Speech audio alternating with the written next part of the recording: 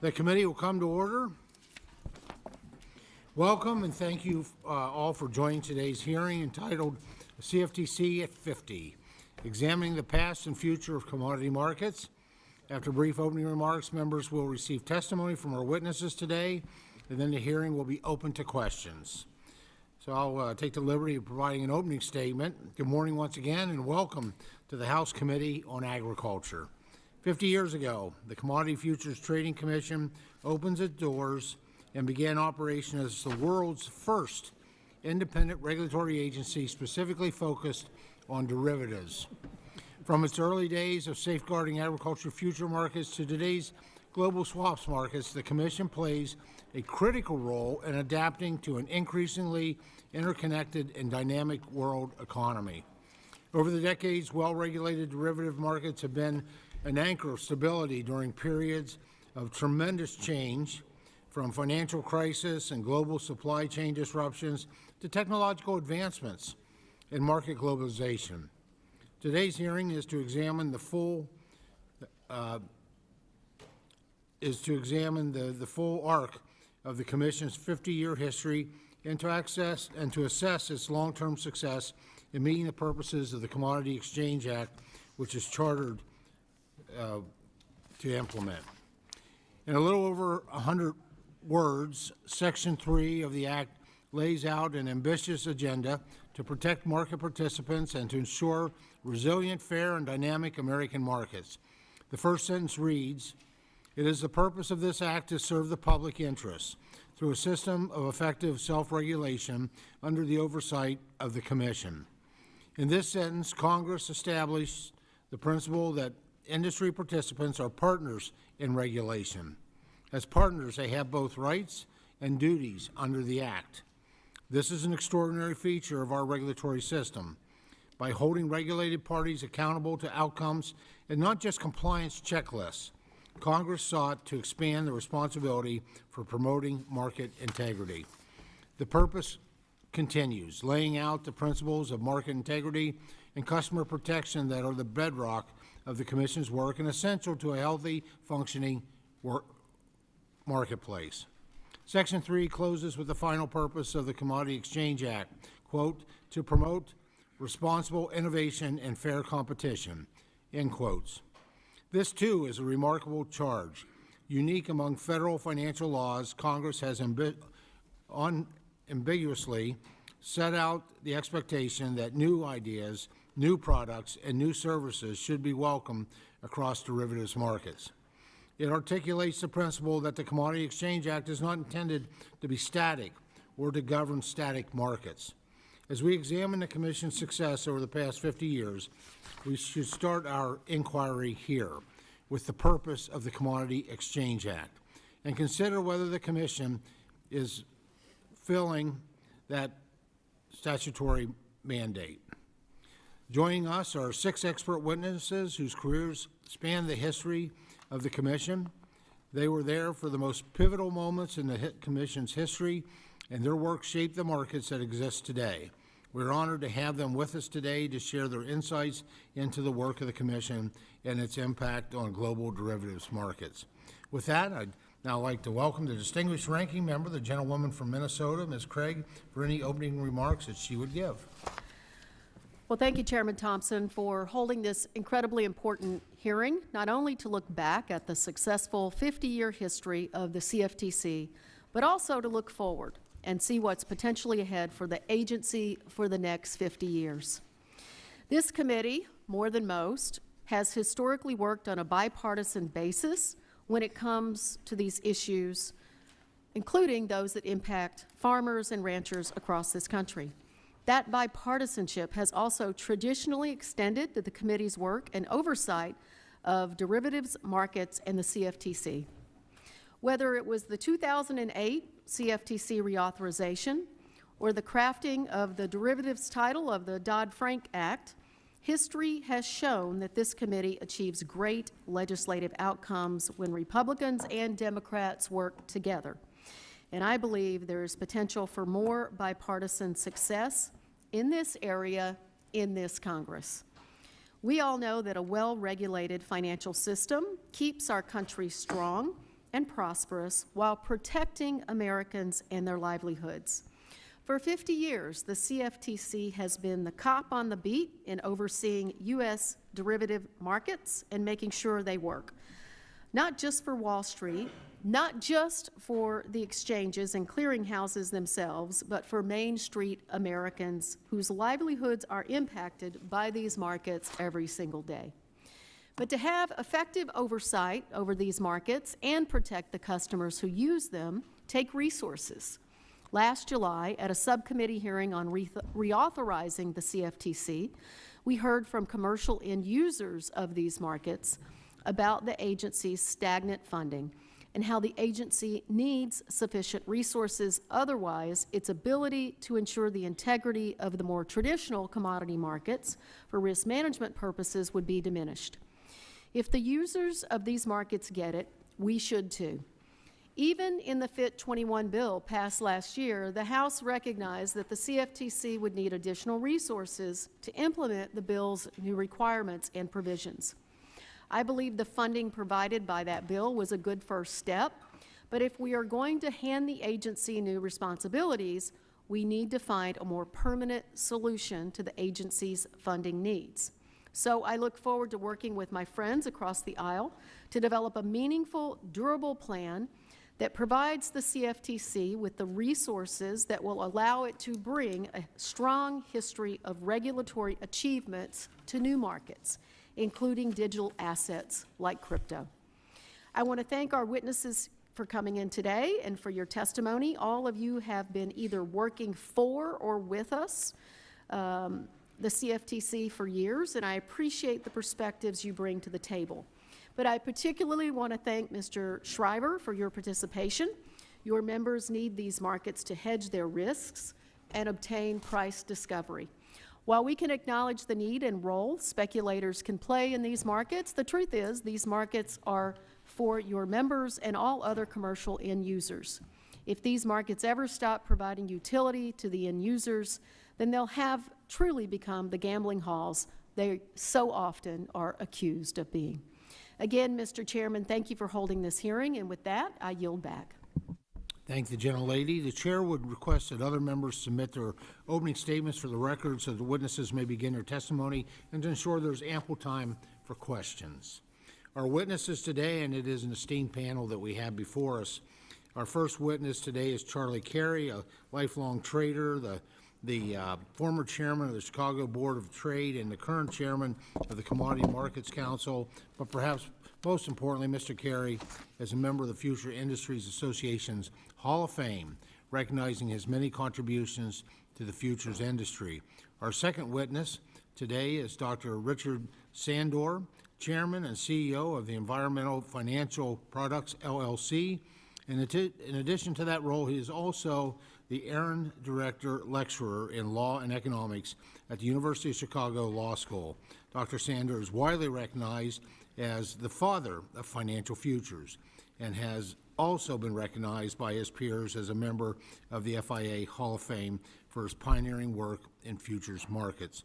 Our next witness after that is Dave Schryver, who is the President and Chief Executive Officer of the American Public Gas Association. Mr. Schryver's diverse membership represents some of the most important users of derivatives markets, the companies that heat our homes and power our economy. Following that, our next witness will be Deanna Dow, a partner and general counsel with Capital Counsel, LLC. Mrs. Dow has been a trusted counselor to a commissioner and two chairmen at the commission during a pivotal time. She also served in executive roles across the industry. She, too, is a member of the FIA Hall of Fame. Our fifth witness today is Thomas Sexton, the President and Chief Executive Officer of the National Futures Association. Mr. Sexton has spent over 30 years at NFA, helping to shape regulatory practices across the industry. And our sixth and final witnesses is Christopher Giancarlo. Mr. Giancarlo is no stranger to this committee as the former chairman of the Commodity Futures Trading Commission. He has been an esteemed and passionate voice about the importance of derivative markets, and we are honored for him to round out our panel today. So thank you all for joining us today, and we're now going to proceed to your testimony. You will each have 5 minutes. The timer in front of you will count down to 0, at which point your time has expired. Mr. Carey, please proceed whenever you're ready. Okay, hopefully that's working right. Chairman Thompson, Ranking Member Craig, and members of the committee, thank you for inviting me here today to testify on the history of our markets and our regulatory structure in the United States. Is that not working? Go ahead and pull that microphone just a little closer, that's all. Okay, a little closer? Okay. Yeah, please. Okay, thank you. All right, as you said, I'm Charlie Carey. I've been a trader, and I joined the Chicago Board of Trade in 1978. I'm honored to appear here today on behalf of the Commodity Markets Council.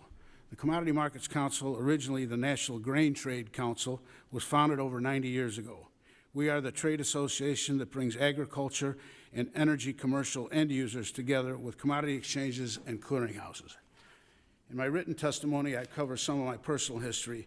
But today I want to focus on the function of the derivatives markets and the importance of the CFTC. Derivatives markets provide for price discovery and risk management, vitally important functions to our economy, part of the economic engine, especially today given the geopolitical and economic uncertainty of recent years. Risks in price, weather, interest rate fluctuations, foreign currency, as well as geopolitics are examples of exposures that are managed on U.S. exchanges.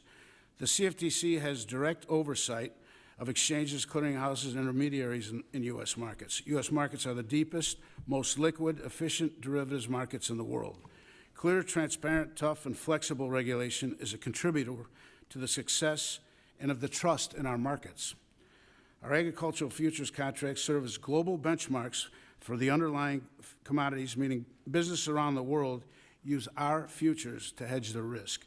That is something Congress and regulators must always be mindful of, as global liquidity can move offshore, and it will always be to our advantage for global benchmarks to be subject to U.S. oversight and priced in U.S. dollars. In 2008, defaults in unregulated off-exchange markets caused a global financial crisis, whereas the CFTC regulated markets did not have these problems, and they continued to perform well, even during this period of historic market stress. The system of exchanges, clearinghouses, and intermediaries were resilient, leading Congress to use CFTC regulation as a framework for previously unregulated swaps markets. When the CFTC was created, futures markets were primarily made up of agricultural-based contracts. But Congress and regulators saw a need for a framework that could handle the market's desire for new, innovative products. The CFTC has a history of vetting new, innovative products, including weather futures, interest rates, event contracts, and digital assets. In the face of global competition in the late 1990s, Congress passed the Commodity Futures Modernization Act of 2000, which transformed a prescriptive regime into a principles-based model. These core principles allowed the market participants flexibility on how to meet the requirements, and which in turn spurred American innovation. The principles-based regime also allowed exchanges to self-certify products, something that has led to continued innovation. The CMC end-user members are agriculture and energy merchandisers who serve as buyers and risk managers on the raw commodity side, as well as sellers and risk managers to the businesses which will ultimately purchase the commodity. End users depend on risk management markets to allow farmers to lock in prices for their crops and attain critical financing. This allows the farmer to pass that price-risk ratio risk onto the end user so they can focus on making next year's planting decisions. While most Americans do not see this critical marketplace in the type of shock absorber it provides for prices, our markets do allow farmers as well as businesses, both small and large, to manage and mitigate that risk. From the price of gasoline we put in our car, to the milk we buy at the grocery store, to the electricity or natural gas that powers our homes, derivatives markets provide price discovery and risk management to the industry that supplies these goods to us. The end user, without these vital tools, would be exposed to upside price pressure in buying the raw commodity, and the producer would face downside pressure in the event that they had to sell. In conclusion, I would say the flexible regulatory regime for derivatives serves as a forward-looking model that has served our markets well. The CFTC is somewhat unique in structure because of this flexibility, but this flexibility benefits our users and America's global position. It is important that the markets our farmers use are subject to rules you, as a committee, oversee, and the CFTC knows these markets best. It is critical we keep these markets in the U.S. subject to U.S. rules. As we look to the future, I'm confident we will continue to enjoy deep, liquid, and strong derivatives markets so long as we are allowed to innovate and our regulation remains right-sized. Thank you. Mr. Carey, thank you so much. Dr. Sandor, please begin when you're ready. Chairman Thompson, Ranking Member Craig, members of the committee. My name is Richard Sandor. My name is Richard Sandor. I'm an economist who invents markets. I get it wrong a lot, and once in a while I get it right. I joined the Board of Trade in 1972 as Vice President and Chief Economist. In that role, I had the honor of working on the legislation that created this commission, as well as writing the first interest rate futures contract. In '73, there were worldwide crop failures and food prices hit record levels. We had an Arab oil embargo, anchovies stopped running off the coast of Peru, and the world exploded. There was a demand for regulation, and there was concerns that this inflation was caused by speculation, which led the Congress to convene and to create this act. The Board of Trade at that time, Henry Hall Wilson, its president, who was in the Johnson and Kennedy White House, was the president of the exchange, and legal counsel was Phil Johnson. I had the privilege of working with Phil and John Rainbolt, who was the chief of staff of this committee, to ensure that new products, and particularly interest rate futures, were enabled by the Act.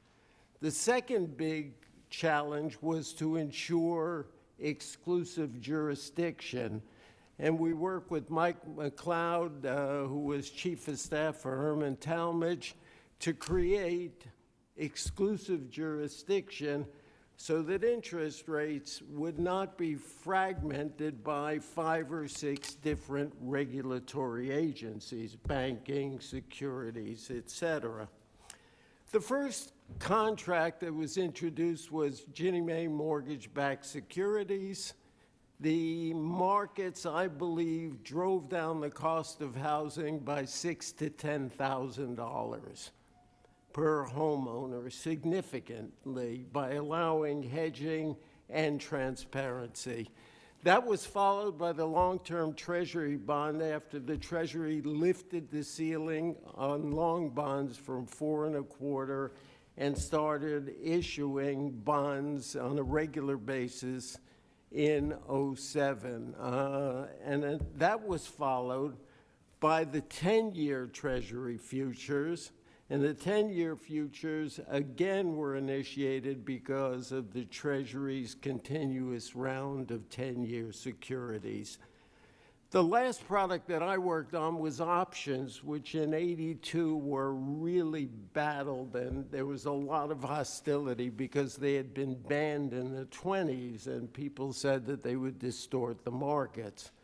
Quite to the contrary, they worked flawlessly. And ultimately, farmers could use puts as opposed to futures, or grain merchandisers could use them. So that was a very important regulation. If we take a look at the issuance last year, and I don't have to remind this body that we issued $5 trillion of securities.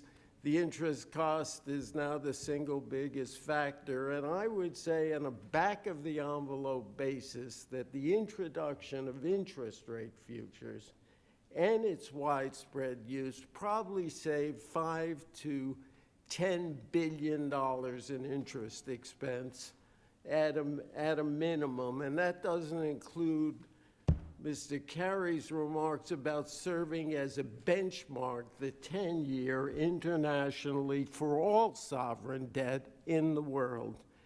This agency gave me my life and my living, and I really want to thank you all. You've been creative. You have been ahead of the mark. This was an agricultural, and interest rates are up to 50%. In addition to that, interest rate risk management is in every MBA program in the world. So you fostered educational achievement and provided soundness. I think the best is yet to come. There are thousands of products that we have not even thought of, and you can do it by continuing to see this committee works. Thank you all very much. Dr. Sandor, thank you so much. Much appreciated. Mr. Schryver, please begin when you're ready. Thank you. Chairman Thompson, Ranking Member Craig, and members of the committee. Thank you for the opportunity to testify before you today. I also want to thank the committee for holding this hearing, recognizing the 50th anniversary of the creation of the CFTC. My name is Dave Schryver, and I am the President and CEO of the American Public Gas Association, or APGA. APGA represents approximately 1,000 communities across the United States in 38 states that own and operate their retail gas distribution entities. APGA's members include not-for-profit gas distribution systems owned by cities and other local government entities, all directly accountable to the customers they serve. Public gas systems focus on safely providing efficient, reliable, and affordable energy to their customers in the communities they serve. Today, I want to highlight 3 key points. First, how community-owned gas systems engage in the derivatives market. Second, the CFTC's role in protecting APGA members and others from market manipulation and other market abuses. And finally, the importance of market transparency to ensure fair energy pricing. Community-owned gas utilities use derivatives as a risk management tool. By engaging in over-the-counter swaps and futures contracts, our members can lock in prices.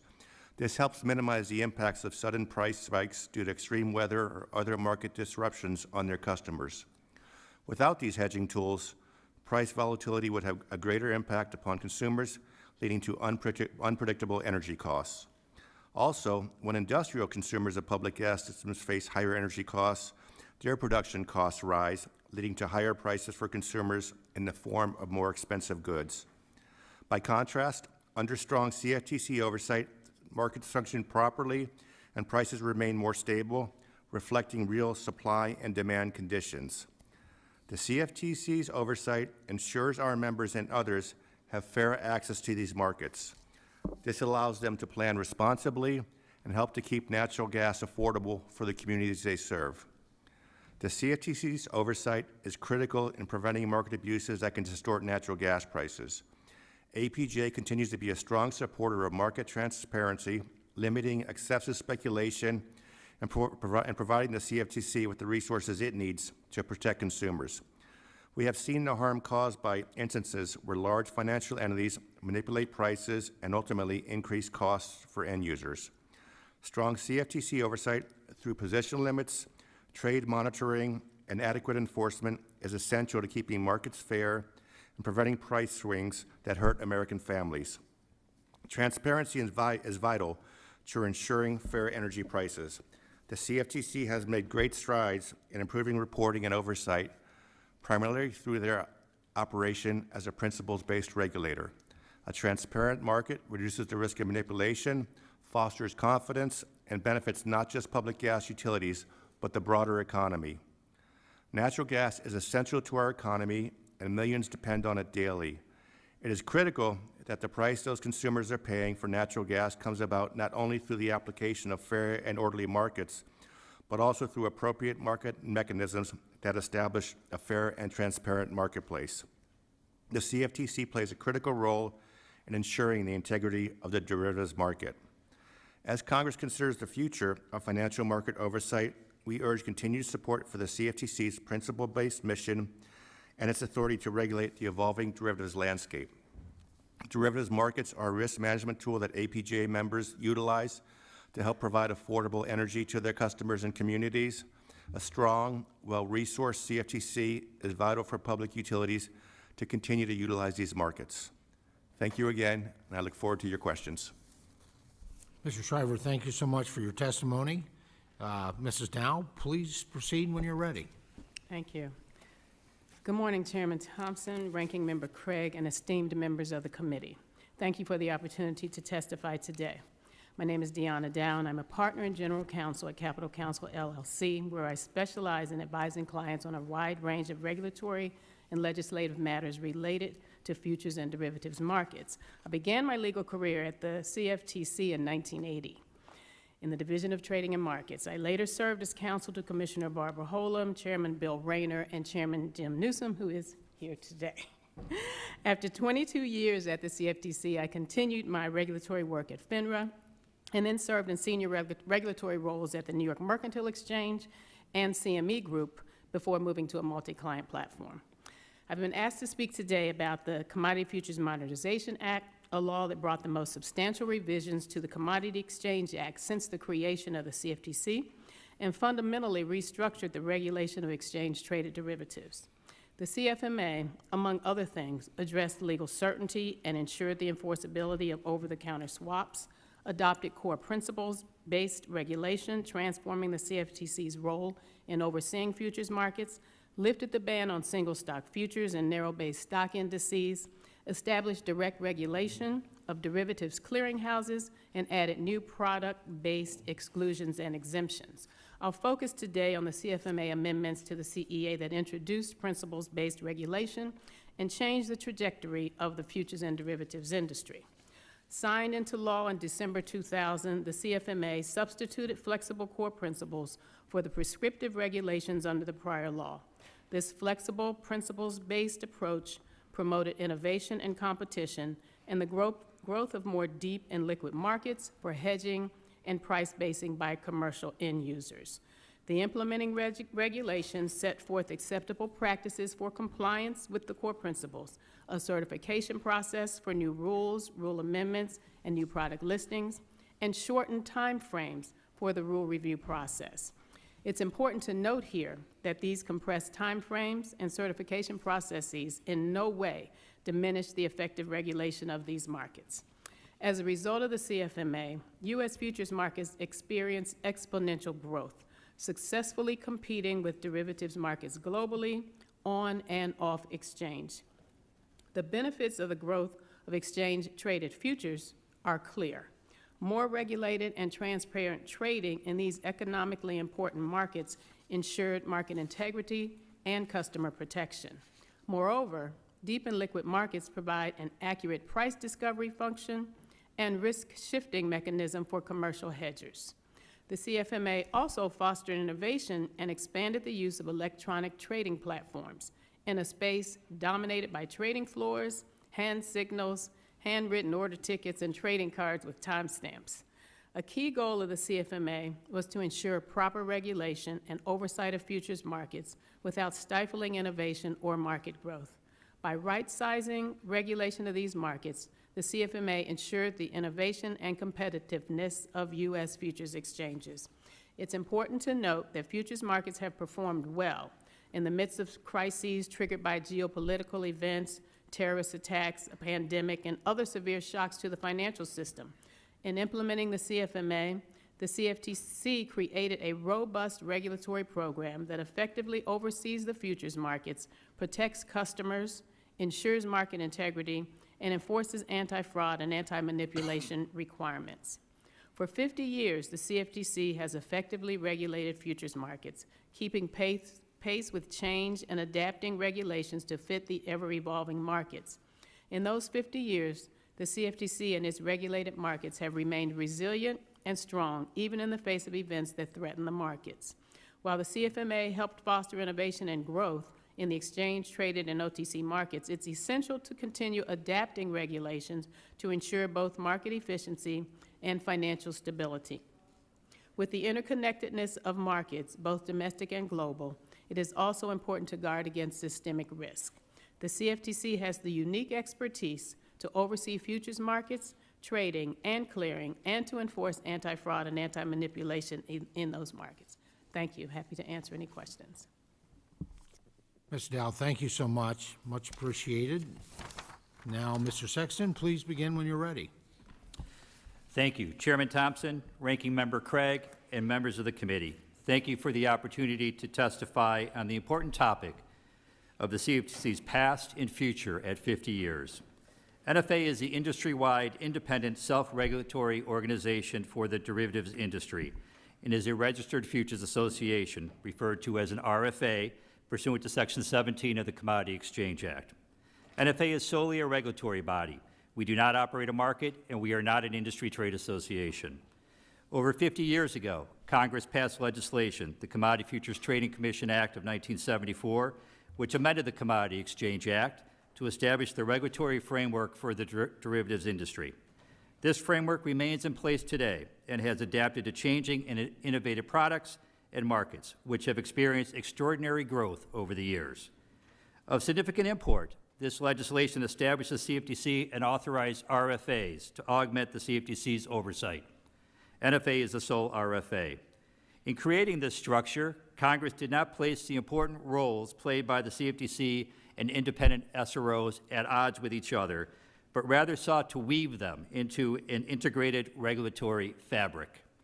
The CFTC's original mandate was limited to oversight of the commodity futures markets, and its responsibilities have grown significantly over the years. As the CFTC's responsibilities grew, Congress and the CFTC entrusted NFA with additional oversight responsibilities as well. The CFTC's responsibilities are enormous, and its core principles regulatory approach has allowed it to adopt practical and sound regulations that safeguard the integrity of the markets and allow for growth and innovation. Over the years, the CFTC's chairman, including the two with us today, former Chairman Giancarlo and Newsom, and its commissioners have been outstanding leaders, and the CFTC has a professional, talented, and expert staff to advance its mission. NFA and the derivatives industry, including farmers, ranchers, and producers, are extremely well served by having the CFTC, an agency which is laser-focused on supporting, strengthening, and safeguarding the derivatives markets. NFA began operations on October 1st, 1982. We partner with the CFTC and have a clearly defined mission: safeguard the integrity of the derivatives markets, protect investors, and ensure that NFA members meet their regulatory responsibilities. We perform 7 primary functions: registration, rulemaking, monitoring members, rule enforcement, market regulation, investor protection and education, and dispute resolution. NFA's performance of these functions allows the CFTC to allocate its resources effectively and efficiently. NFA is subject to broad CFTC oversight. The CFTC closely reviews and monitors NFA's activities to ensure that we fulfill our regulatory responsibilities. The results of our partnership with the CFTC can be demonstrated in at least 2 ways. First, our work with them to detect and combat fraud. My written testimony highlights how NFA has worked with the CFTC over the years to address significant customer protection abuses associated with South Florida boiler rooms that sold out-of-the-money options, retail forex, and the misappropriation of customer segregated funds. Second, we have partnered with the CFTC to develop sound and innovative regulatory programs, including to oversee swap dealers post-Dodd-Frank and our member firms engaged in spot digital asset commodity activities. The CFTC's success over the past 50 years is due to its ability to identify new risks, adopt new approaches, and allow for innovation. The CFTC's success in the future will necessitate the same adeptness. In recognition of the CFTC's important mission, proven track record of success, and potential expansion of responsibility to oversee spot digital asset commodities, NFA believes Congress should once again consider reauthorizing the CFTC. I would also like to reaffirm NFA's willingness to assist the CFTC in regulating the spot digital asset commodity market if Congress moves forward with legislation in this area. 50 years after the Commodity Futures Trading Commission Act of 1974, we can certainly say that self-regulation combined with the CFTC's regulatory oversight has been a successful and effective framework for the derivatives industry. This framework has withstood the test of time and we anticipate as markets continue to innovate and the CFTC's and NFA's responsibilities potentially grow, this regulatory partnership will continue to flourish. In conclusion, I am honored to appear before you today to commemorate this very important milestone, the CFTC's 50th anniversary. The CFTC and NFA have been strong and effective regulatory partners, and I look forward to our future together. I am happy to take any questions. Mr. Sexton, thank you so much for your testimony. And Mr. Giancarlo, please begin when you're ready. Thank you, Chairman, Ranking Member Craig, and other distinguished members of this committee, many of whom I've had the pleasure of working with over the years. It is indeed right for us to acknowledge the CFTC's remarkable record of success and the enormous economic value it provides for American consumers. When I'm asked to explain the purpose of the CFTC, I use a comparison to the better-known Securities and Exchange Commission. I explain that the SEC oversees markets for capital formation. That is, markets where those with a business idea find those with capital to fund their growth and success. Well, that's not what the CFTC does. What the CFTC does is oversees markets for risk transfer. That is, markets with those with business risk to farmers of falling prices for their crop production, risk to American manufacturers for rising energy prices, and risk to home builders of fluctuating interest rates, can offset some or all of that risk with those who are better able to bear it. CFTC markets for risk transfer are very different than SEC markets for capital formation. And because they're so different, they require specialized regulatory skills. And fortunately, the CFTC and its terrific staff have those skills in spades. During almost 5 years on the Commission, I traveled the country and visited ag producers in over 24 states, from Montana and Texas, Arkansas, Louisiana, and Iowa, to Minnesota and Missouri, New York, Mississippi, and Oklahoma. And I walked in wheat fields and harvested soybeans. I tramped through rice farms and beneath pecan groves. And I milked dairy cows in Minnesota and toured feedlots, and I visited grain elevators and viewed cotton gins. And many of my fellow commissioners continue to do the same. What other federal financial regulator can say that they do that? And throughout these visits, I was moved not only by the grace and dignity of hardworking Americans, but by the importance to their lives of these risk-hedging markets under CFTC supervision. Now, it's true that most Americans are not farmers. Compared to having their 401ks invested in the stock market, many Americans do not directly participate in markets under CFTC supervision.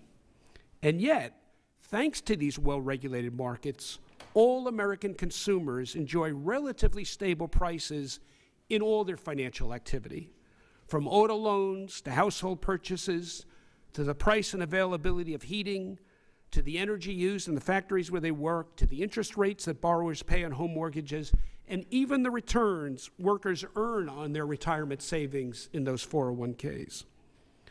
One area where these markets are essential to American prosperity is in managing risk associated with the U.S. dollar. In fact, when the CFTC was reformulated out of the Department of Agriculture 50 years ago, it was quite specifically to safeguard a breakthrough in financial innovation that Dr. Sandor and others worked on, and that was financial futures. Because these new instruments enabled the global economy to manage the risk of variable interest and exchange rates and assured that the U.S. dollar remained the world's reserve currency. The United States is the only major economy to have a regulatory agency specifically dedicated to derivative market regulation. And it's worth asking whether having such a dedicated regulator is the reason why U.S. commodity derivative markets are bigger and perhaps more important than most of our economic competitors, or is the fact that these American markets are so big that they require a dedicated regulator in its own right. Perhaps both of those reasons are true, and it is clear that the CFTC provides a great American advantage in terms of economic cooperation. We've heard from Mr. Casey that the CFTC's clear, transparent, tough, but flexible rules support U.S. ag production. And for Dr. Sandor, that the CFTC's regulated markets are indispensable tools for economic growth, driving down the cost of home ownership. And Mr. Schryver explained that the CFTC's rules protect U.S. consumers from abuse. And Ms. Dow described the uniqueness of the CFTC's principles-based self-certification framework.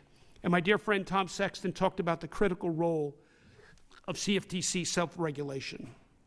Well, I just want to add one more remarkable aspect, and it's something that the ranking member alluded to. It said that organizations reflect the tone from the top. Certainly, the CFTC's reduced partisanship mirrors the general cordiality and frequent bipartisanship of this committee and its Senate counterpart. And that characteristic, in turn, reflects the courtesies and values of America's homeland. As a former chairman, I readily admit my affection for this remarkable agency. For 5 decades, the CFTC has enhanced the American way of life, stabilized the everyday cost of living. And the CFTC has done so without undue rancor and partisanship. With a budget and a staff that's a pittance against those of its federal regulatory peers, the CFTC is pound for pound the best value in Washington, especially for American farmers, producers, and end users. So, Mr. Chairman, 50 years after its creation, I'm delighted to join this committee and say, happy birthday, CFTC. Thank you. Mr. Giancarlo, thank you much for your testimony and a fitting end to that testimony as well, based on our celebration of 50 years. I just thank you to all members of our panel for your presentation. I couldn't imagine a more experienced a panel that I have before us today with the topic at hand. At this time, members will be recognized for questions in order of seniority, alternating between majority and minority members, and the order of arrival for those who joined us after the hearing convened. You'll be recognized for 5 minutes each in order to allow us to get to as many questions as possible. I'll now recognize myself for 5 minutes. Mrs. Dow, as you know, the purpose statement that I quoted in my opening statement was added to the law during the enactment of the Commodity Futures Modernization Act. It is not a stretch to say that the reforms made by that law built the modern commission. As you review the commission's implementation of the CFMA, has principle-based regulations worked as intended, and has it been able to both promote responsible innovation and fair competition while protecting consumers and market integrity? Thank you for that question, Mr. Chairman. I absolutely believe that the CFMA core principles-based regulation has worked as intended and potentially even better than intended. It has really given the industry and the exchanges the opportunity to respond to changes in the markets, demands from their customers. It has allowed them to really take the responsibility for ensuring that the rules that they put in place are in compliance. So they certify that these rules are in compliance with the CEA, and they are responsible for providing the analysis and all of the things that would give the CFTC the information they need to allow them to certify and put these rules into place without permission. And this has really allowed the timeframes for these different new products, new rules to go into effect, which is really important for getting to market in a timely way, which is important to business. So while there have been concerns about the permissionless-based rules, it has proven to work well, and we've had no issues or concerns. The Commission has the authority to stay potential rules if they think that there is something lacking, it's not in compliance, or the explanation is not good enough. So they still have the opportunity to stay when you have this principles-based certification of rules. So yes, it has worked extremely well. It has allowed the markets to grow and to innovate, and continues to work well and should remain in place. Thank you for that. Mr. Giancarlo, both you and Mr. Carey noted in your testimony that the risk transfer markets regulated by CFTC require, quote, specialized regulatory skills and understanding, end quote. As this committee thinks about how best to fulfill the purpose of the Commodity Exchange Act, what are those specific skills and understandings needed to be effective in these markets that other financial regulators might not have?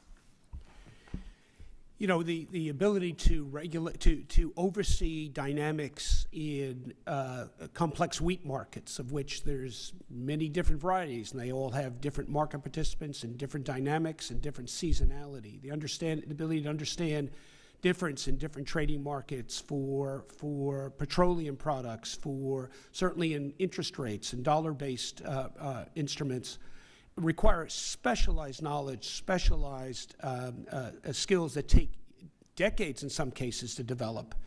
I think what we need to start thinking about doing as we go into the 21st century is enhancing those human skills with some of the big data analytics tools that companies like Amazon and Facebook use, so that those human talents, which really are trained nowhere else but at the CFTC and many of our markets, can actually do their work, but powered with some of the latest data analytics. I think we have the CFTC has the human talent, and I think with the support of this committee, we can give them the data analysis tools to really move this forward into the next century.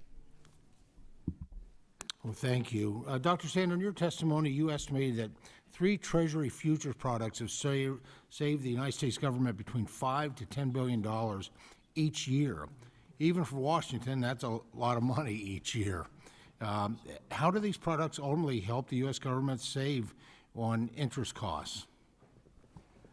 These markets are transparent, so they provide the least cost bond prices, essentially the lowest interest rates, and also hedging and the ability to sell its debt. And for dealers in U.S. government securities, they can bid for those bonds at a higher price and a lower interest rate, because they can hedge the risks. The liquidity in the futures market is so broad that it can absorb that amount of hedging, thereby reducing interest costs for the U.S. government.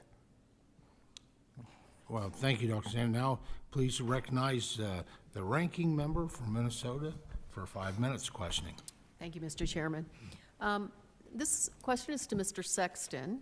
I appreciate your testimony explaining the steps that NFA has taken on its own to help investors better understand the nature of digital assets and the substantial risk of loss that can arise from trading these products. And I also appreciate NFA's efforts to regulate your members' activities in this area through Compliance Rule 2-51. Do you have any estimate or guess as to how much of the total amount of digital asset spot market trading is being conducted by or through your members, and hence has these extra protections? And then second question, does NFA often hear from customer complaints from those who are trading in these spot markets with entities who are not NFA members? And if so, what do you tell them? Thank you very much for the question. Let me start off by saying that with regard to Compliance Rule 251, we adopted that, Congresswoman, because our traditional rules were aimed towards futures contracts, and therefore, if we had a member firm that was engaging in spot digital asset commodities and engaging in fraudulent activities, then we could not bring a disciplinary case against them because we didn't have them under our jurisdiction. So it was a very important rule for us in that sense. We have approximately over 100 members or so that are engaging in spot digital asset activities, and they self-report to us those activities, primarily in their commodity pools, which can invest in futures, securities, anything, including digital assets. We have not received any customer complaints significant with regard to our members' activities in this area. I think part of what we were trying to accomplish, too, is establish supervision requirements for them, which is key to our regulatory oversight. So with regard to our members, we have not taken any cases under 251. And as I said, very limited customer complaints have been received with regard to our members. If we receive customer complaints not involving our members, we typically will refer those to the CFTC. We act very closely with the CFTC in their enforcement area. Obviously, if they're not a member of ours, the CFTC would have jurisdiction and be able to bring an enforcement action. Thank you so much. I want to turn to Mr. Schryver. In your testimony, you cite the importance of the CFTC in investigating potential abuses, fraud, and manipulation in the markets. For fiscal year 23, the CFTC reported it brought 96 enforcement actions, and almost half of them were involving conduct related to digital commodities. For fiscal year 24, the agency brought 58 enforcement actions, again, many of them in the digital asset space.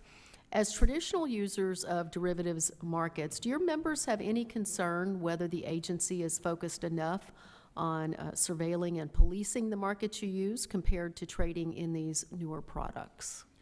Thank you for the question. Our members need to have confidence in these markets to engage in the markets. They do have confidence in the markets. When we've seen instances where natural gas prices have escalated a lot of volatility, such as Storm Uri, we've raised concerns, and you always learn from these incidents. In the case of Storm Uri, steps have been taken to mitigate those impacts in the future, which we support.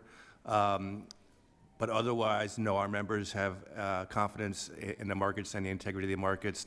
These markets, as I mentioned, are critical to our members because 95% of our members are captive to one pipeline. They can't physically hedge. They don't have access to storage. So using derivatives tools to hedge in these markets really helps protect their consumers. Thank you so much, Mr. Schryver. At this point, I just want to say, Dr. Sandor, I was born in 1972.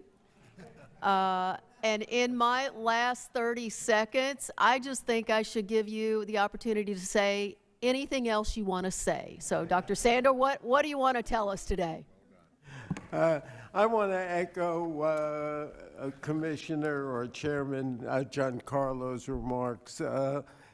Being 800 years old and having been in this town since 1966, after completing my PhD at the University of Minnesota, I might say, I think pound for pound this agency is incredible. If you take a look at cost-benefit ratios, which economists like to think of 2 or 3. I think the agency runs on under 500 million, Chris.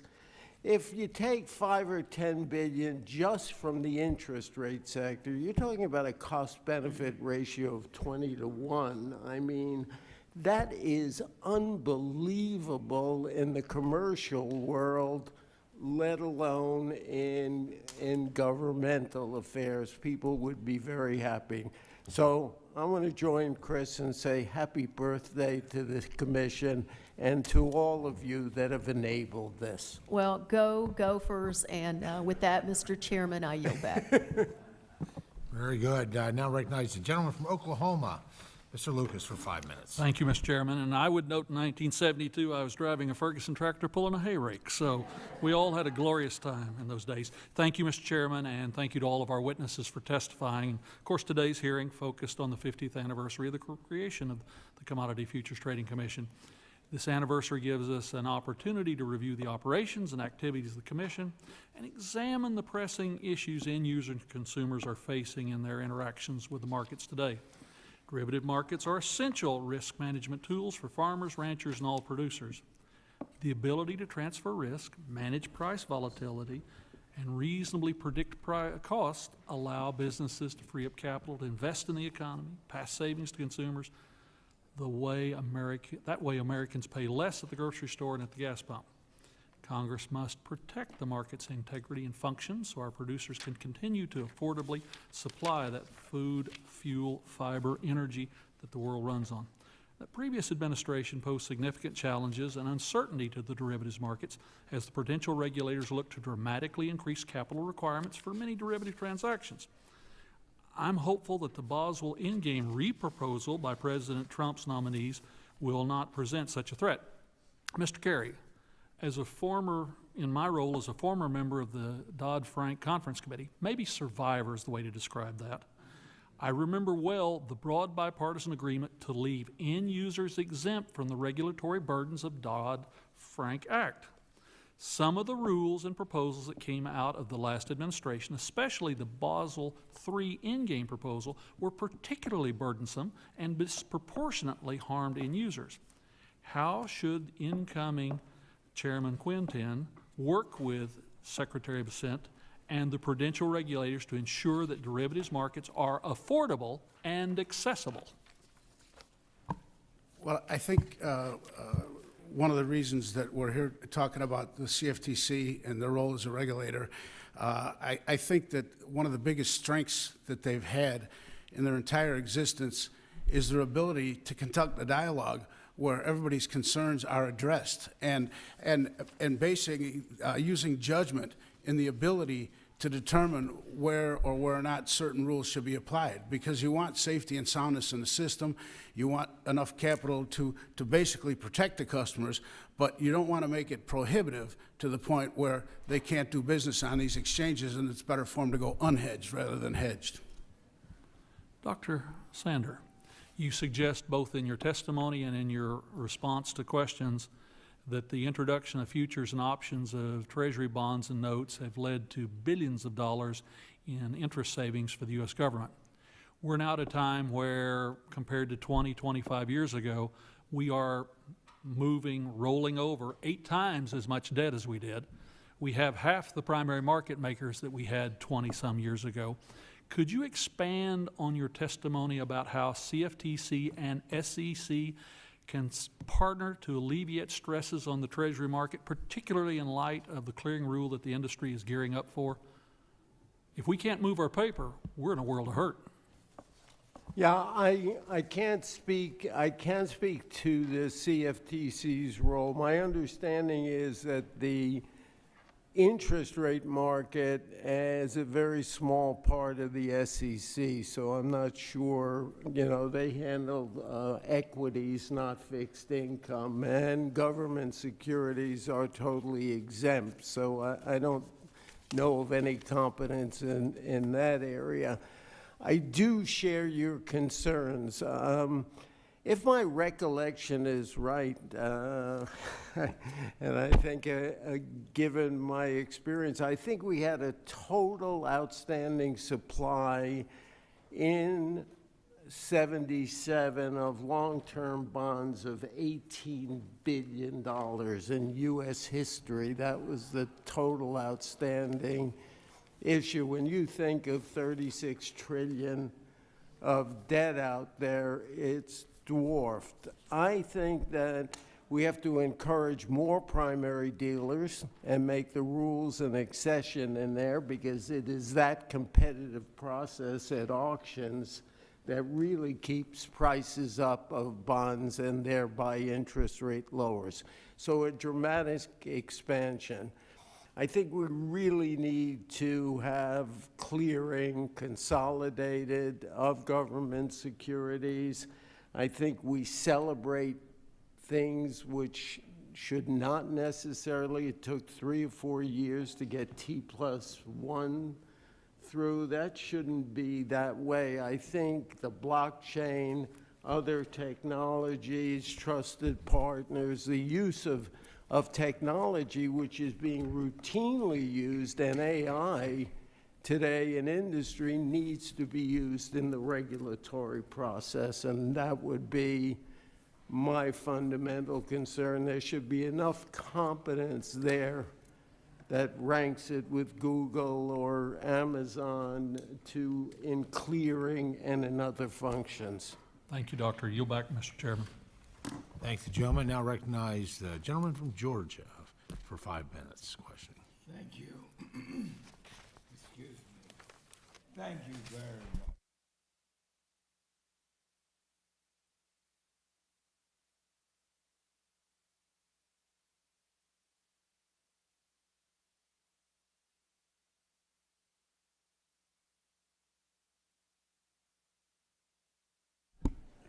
Correct.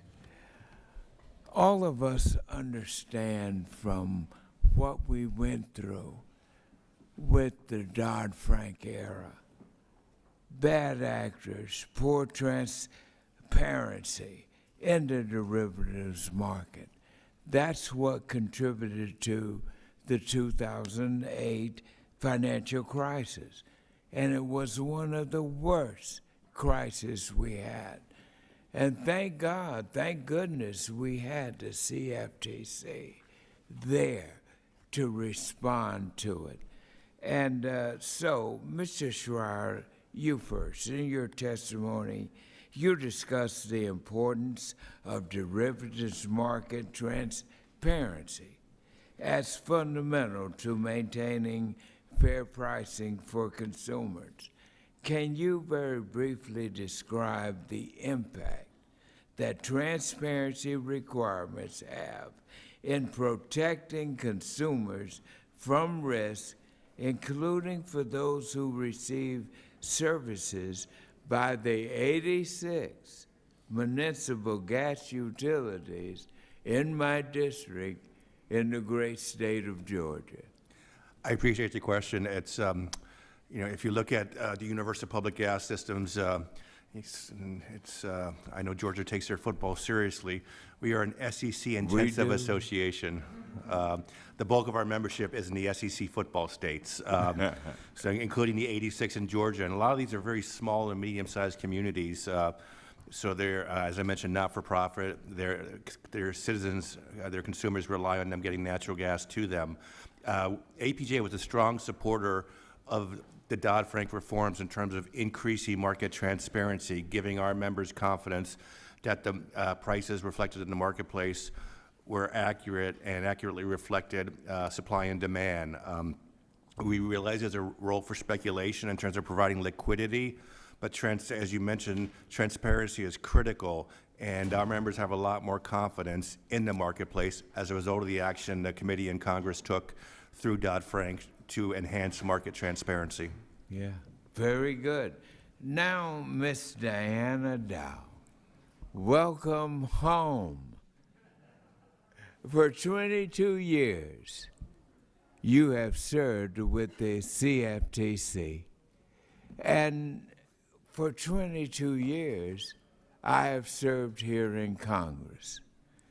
And for those 22 years, the constant battle has been getting enough money to the CFTC. Why is that, and what more should we be doing to get the money to the CFTC to do their job? And I see Chairman Austin Scott here. We went to battle for the CFTC.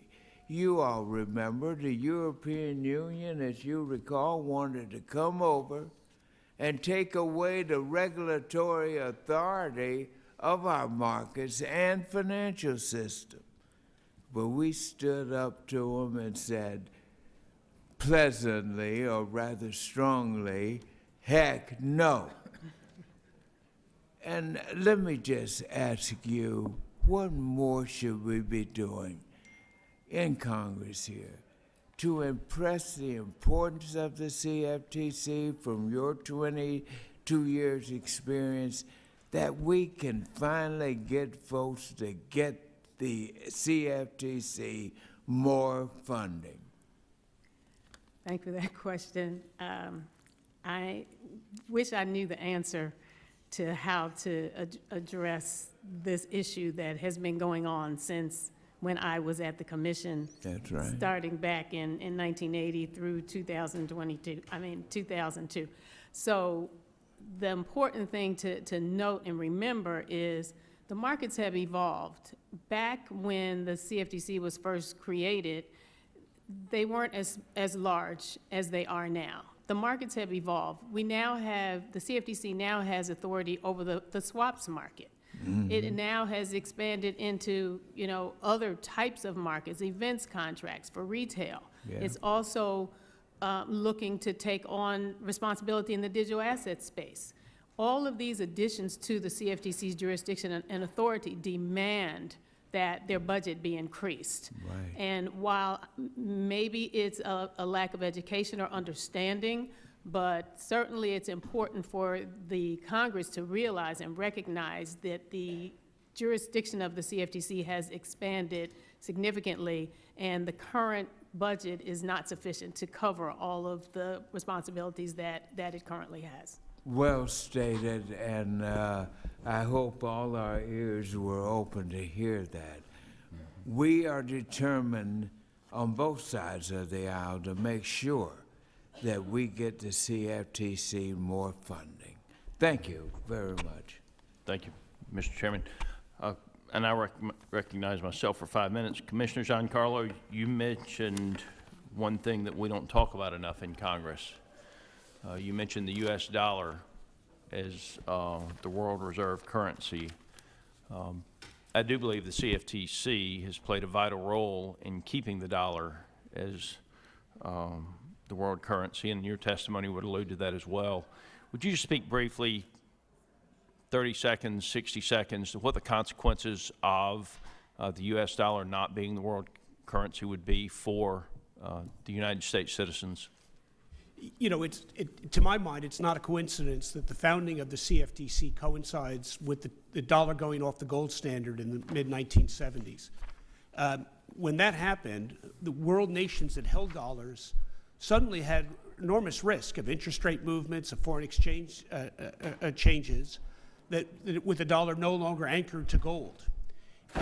It was the creation of financial futures by Dr. Sandor and others that allowed these markets to actually support the dollar in its truly fiat state, because now the world can hedge their risk of holding dollars, the interest rate, the risk, the foreign exchange risk in holding dollars. I will argue to you that the CFTC is really the agency that safeguards the dollar and its ability to be held by global nations around the world, and their holding of it is what makes it the world's reserve currency, allows us to fund that enormous debt that Dr. Sandor spoke about. So I think the CFTC plays this sleeper role. When I say pound for pound, Dr. Sandor, it might even be better than 20-1, because if this agency is the agency that stands between the dollar service as a reserve currency and ending that service, I think it's a vital agency. It's you might remember that old story about the boy with his finger in the dike. We may be the boy or the child with the finger in the dike that's supporting the dollar as the world's reserve currency.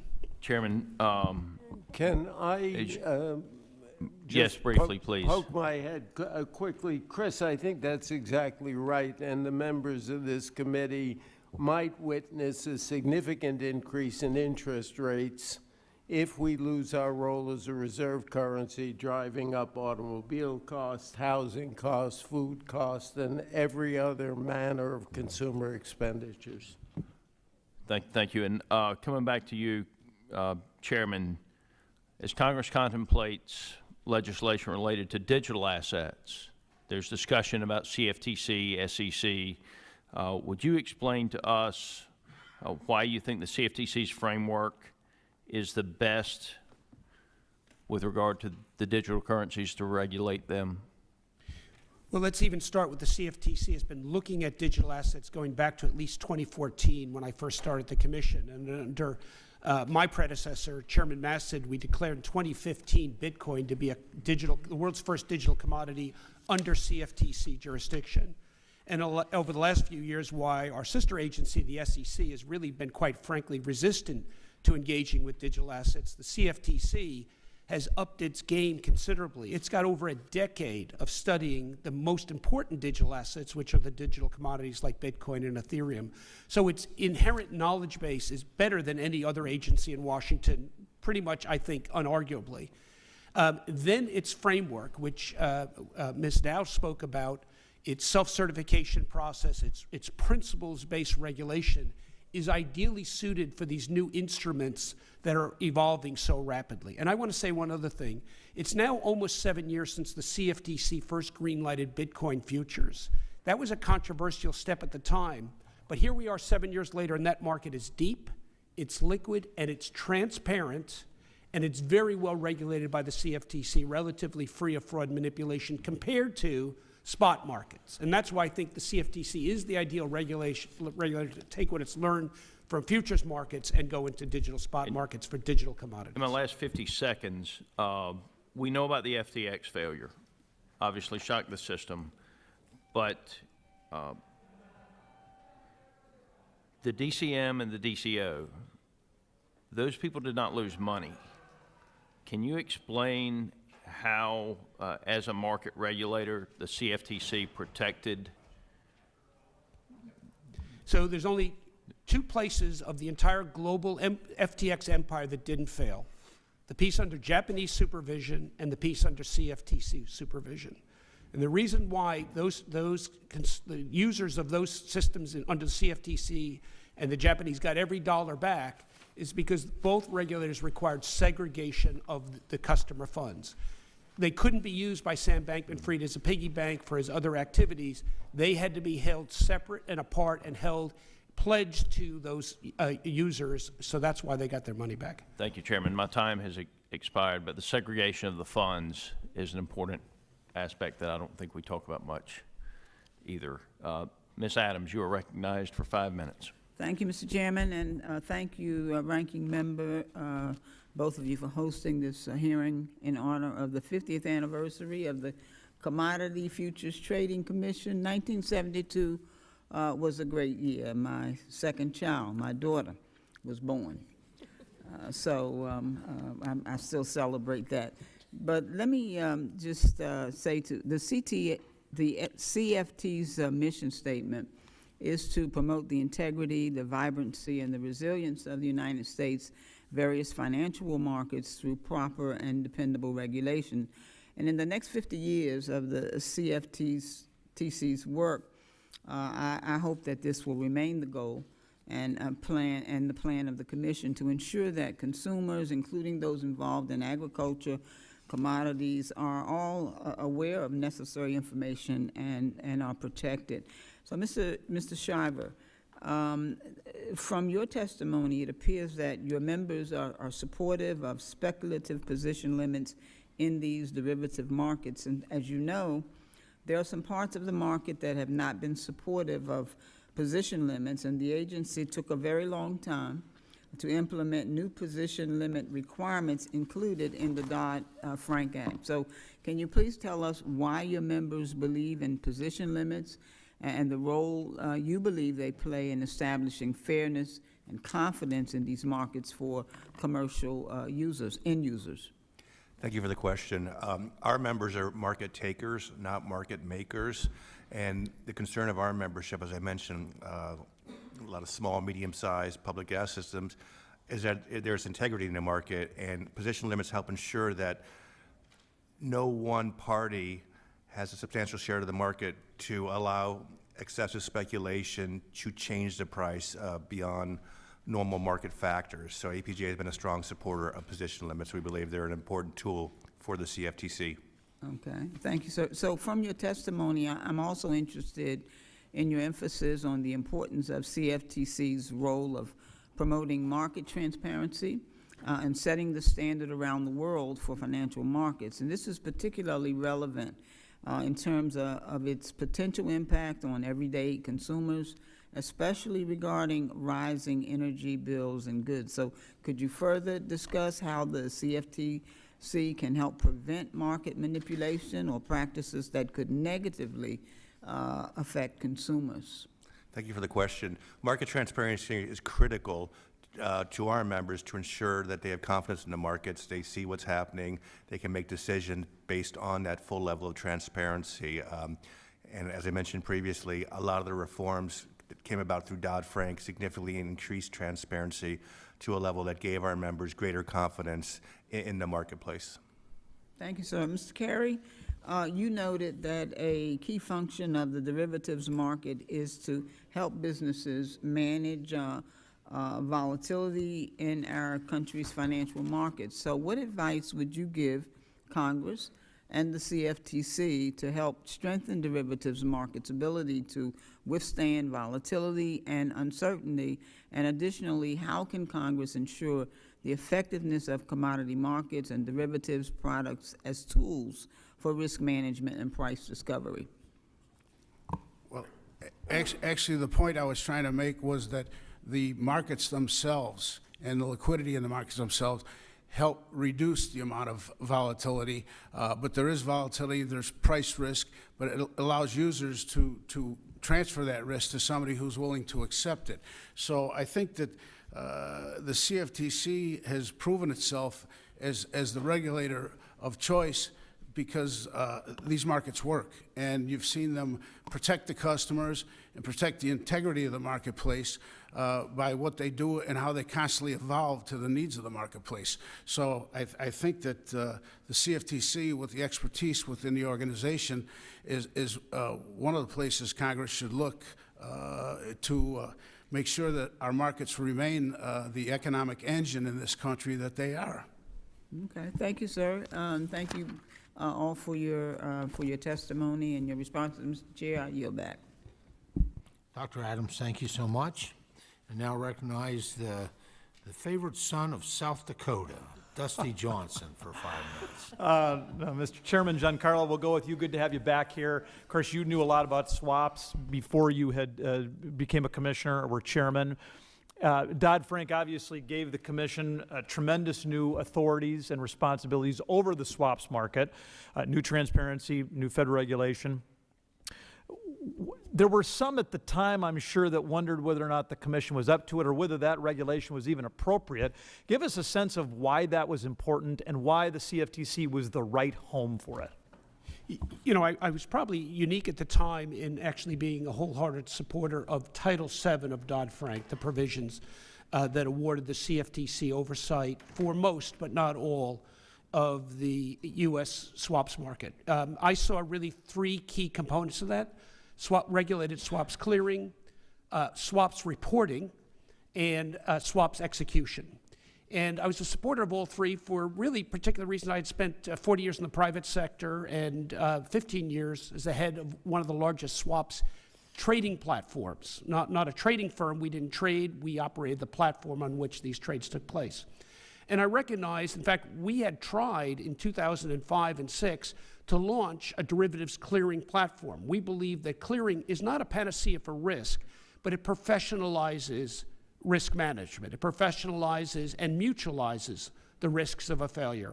And so when Dodd-Frank took that up as a requirement for many, but not all swaps, I was supportive of that. Similarly, swaps reporting made complete sense, even though I think the approach is a 20th century, not a 21st century approach of reporting to a repository. But the reason we had a crisis in 2008 was not because we felt that swaps would fail. It's because we believed they would work. And we only understood the gross total amount of swaps. We perceived at the time there was 400 billion swaps written against the failure of Lehman Brothers. We now know, because of work done by the former CFTC chief economist Bruce Tuchman, that the net exposure was less than $9 billion. In September of 2008, if we knew that a failure of Lehman Brothers would have triggered less than $9 billion, we wouldn't have had a financial crisis, because we could have let Lehman fail, we could have let it be sold, we could have let it been bought. It was the fog of war, the inability to understand the true exposure. So I'm a big supporter of that, but the blockchain is the true answer to that, not these swap data repositories. By the time the data is reported, it's too late. Regulators need to be able to see true exposures in real time, and the blockchain will be able to do that. And finally, in terms of swaps execution, I truly believe that Congress got that provision right in the Dodd-Frank Act by allowing swaps trading platforms to use any means of interstate commerce, because the episodic nature of liquidity in the swaps market is very different than the continuous nature of liquidity that exists in the futures market. And again, the regulation of the transparency isn't a panacea, as you said. Not at all. But clearly, this is a better way to have the markets run overall. And this is where the CFTC does well. Yeah. CFTC takes a lot of partisanship, a lot of emotion out of managing markets. When it comes to swaps and futures clearing, in 50 years, no clearinghouse has ever failed under CFTC supervision. During the 2008 financial crisis. Pretty remarkable when you think about it. It's truly remarkable. Because our markets are some of the biggest and the most sophisticated in the world. It's really got, I mean, again, we talk about pound for pound, whatever way you want to measure it, the CFTC's record is really quite extraordinary. So in your written testimony, one of the headings is, the next 50 years. And then I got excited when you started talking digital assets, because I thought, we're going to get into something real here. You didn't address the market structures bill that passed out of committee on a strongly bipartisan basis. And I don't want to put you on the spot. It wasn't like you were an author of it or anything. But any observations for us as we get ready to relaunch that effort here in committee? Yeah. So the United States needs a regulator for spot markets for crypto, I truly believe. And when I look around the landscape, there's really only one that is ready to take up that baton today, and that's the CFTC. It's been engaged continuously under both Republican chairs and Democratic leadership for the past dozen years in this marketplace. Its record in terms of Bitcoin futures, Ethereum futures, and now just recently launched Solana futures is superb. The information is transparent, it's available, the markets operate in an orderly fashion. I mean, I don't want to throw shade at a sister regulator, but its failure to engage... Oh, please do. We're fine with that here. its failure to engage is quite notable against an agency like this that has engaged and done so quite successfully and proven that regulators can engage with this new innovation. And I'll say one other thing. Crypto is a lot more than about just is the number going up. This is a new architecture of finance going to change everything we know about how you record who owns what and who's transferring what to whom. The United States must be a leader in this, and this is the agency that's already served as a leader for the last dozen years. Very well said. I yield back. Gentleman yields back. Now recognize the gentlelady from Oregon, Ms. Salinas, for 5 minutes. Thank you, Mr. Chair and Ranking Member Craig, and thank you to our witnesses today for being here. Since joining this committee, I've taken particular interest in the CFTC's regulatory responsibilities over event contracts, especially those related to electoral and political outcomes. The rise of platforms like Kalshi has turned election event contracts into a major market. In fact, during the 2024 election, Kalshi alone saw around 400 million wagered on election outcomes. And that's only a small portion of the broader market that easily reaches into the billions. But it's not just elections, as you all know. Political outcomes of all kinds are wagered. For example, right now on Polymarket, an alternative to Kalshi, individuals can currently acquire event contracts on things like how many gold cards might President Trump sell in 2025, whether President Trump will end the war between Ukraine and Russia in his first 90 days. And this market alone has about $36 million in volume. These markets exist alongside those for pop culture and sports outcomes. So, Mr. Giancarlo, as a former CFTC chairman who subsequently joined Polymarket as chair of its advisory board, I suspect you have strong perspectives on these event contracts. And to that end, I just have a couple questions for you. As it currently stands, an event contract on whether President Trump will end the war between Ukraine and Russia is treated exactly the same as a contract on whether the Trailblazers will win their next game. Knock on wood. These contracts can be on literally anything, and they're treated the same by the platforms. How, from a Kalshi or Polymarket user's perspective, is an event contract on the conclusion of a war different from betting on the outcome of, say, a basketball game? So the questions on these event contract markets are driven by the market participants. That's one of the things that's quite unique about them. In the case of both platforms, they're quite international, and in many ways, we here in the United States have let the cat out of the bag in terms of the desire for people to wager on events with sports gambling. When I grew up, sports gambling was not allowed. Now you cannot watch a sports event without the advertisers flooding the zone, and that's just not by accident. That's a policy choice we've made at every level of society over the last dozen years or so.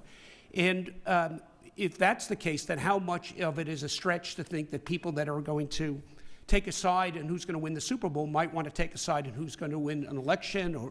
And in fact, what we found in 2024, a year in which something like 70% of the world's democracies voted, it was the events contracts like Kalshi and Polymarket that were far more accurate in predicting the outcome of those elections, whether it was the French election, the British election, the Indian election, the Japanese election, than were any of the polling sources.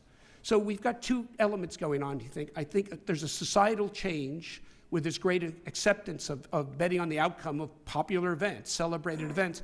But we also have the fact that they're actually becoming better measurements of society's feelings at a time. They don't predict the outcome, but they tell you 3 weeks out where society is, and they seem to be far more accurate than polling is. And you know, our elections do have consequences, not only in the United States, around the world. They affect outcome of trade policy, of immigration, lots of things.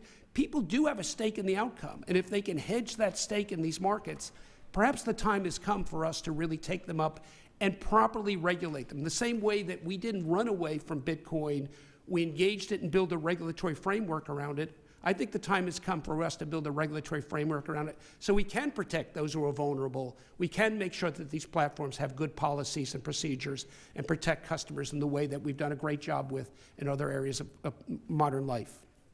Thank you. And just a quick follow-up with my last minute left. So what is your analysis of kind of the incentive structures that are created by allowing event contracts on such high-stake electoral and global affairs, especially as you just said, I am curious to know, are they predicting or are they driving the outcomes? That's a hard one to measure. I don't know if I have an answer to that. I think the same could be said about polls. Do they drive the outcome, or are they steered to get the outcome they want? All I can point to is looking backwards at 2024, where it did seem that the events contract markets were more accurate of what actually happened than were the polling in many cases. Thank you. I yield back. Gentlelady yields back. Now recognize the gentleman from Ohio, Mr. Taylor, for 5 minutes of questioning. Thank you, Chairman Thompson and Ranking Member Craig, for holding this hearing today, and thank you to the especially esteemed group of witnesses we have today for your insight and testimony. Mr. Sexton, not to pile on here, but you have considerable experience with the CFTC and the markets it oversees, and you've also talked about the role of digital assets have played in your career and your work to ensure there are adequate consumer protections in place. Cryptocurrency has taken off over the last few years. As of January, there are over 20,000 different cryptocurrencies worldwide, and the global cryptocurrency industry is valued around $3 trillion. How do you see the cryptocurrencies impacting agriculture and our farmers in the future? And are there ways for our farmers to use cryptocurrencies or blockchain to their advantage? Congressman, I have to confess I am no expert in the blockchain, but I certainly believe, as former Chairman Giancarlo has indicated, that there is great use for the blockchain in the future for recording transactions, and I know that there's also experimentation with tokenizing commodities and in order to record them, but also to transfer them. So a little bit, maybe not completely responsive, but I think that there is a great opportunity there for farmers and ranchers and others. Okay. Do you see that cryptocurrencies in general being able to really promote economic growth in more rural areas, or do you think it's predominantly going to remain in urban areas? No, I think that as cryptocurrencies continue to grow, particularly the technology, it will promote growth across not only urban areas, but rural areas and elsewhere. Okay. Thank you. Ohio, my home state, is one of the largest natural gas producing states in the country. Mr. Schryver, in your testimony, you mentioned that community-owned natural gas companies can utilize futures markets to ensure consumers have stable energy prices.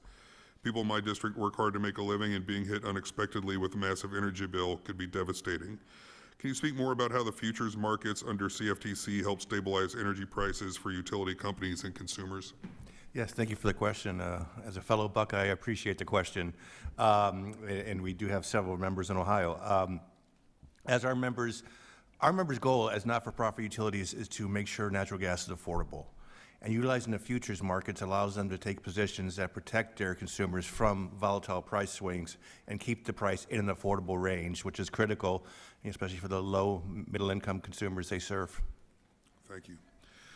In your opinion, how would making the U.S. More energy independent and dominant help stabilize energy prices for folks in Southern Ohio? Very much so. The more natural gas that's available, and as you said, Ohio is a significant natural gas producer. The more we have natural gas available, the more our members have access to the commodity. We support increasing production. Some areas of the country, New England, where pipeline infrastructure is constrained and it's harder to get natural gas to those areas, but certainly increasing the availability of natural gas through production, through increased pipeline construction, benefits consumers. As I mentioned, our members are captive. For the most part, 95% of our members are captive to one pipeline. So increasing infrastructure, increasing production is going to benefit consumers.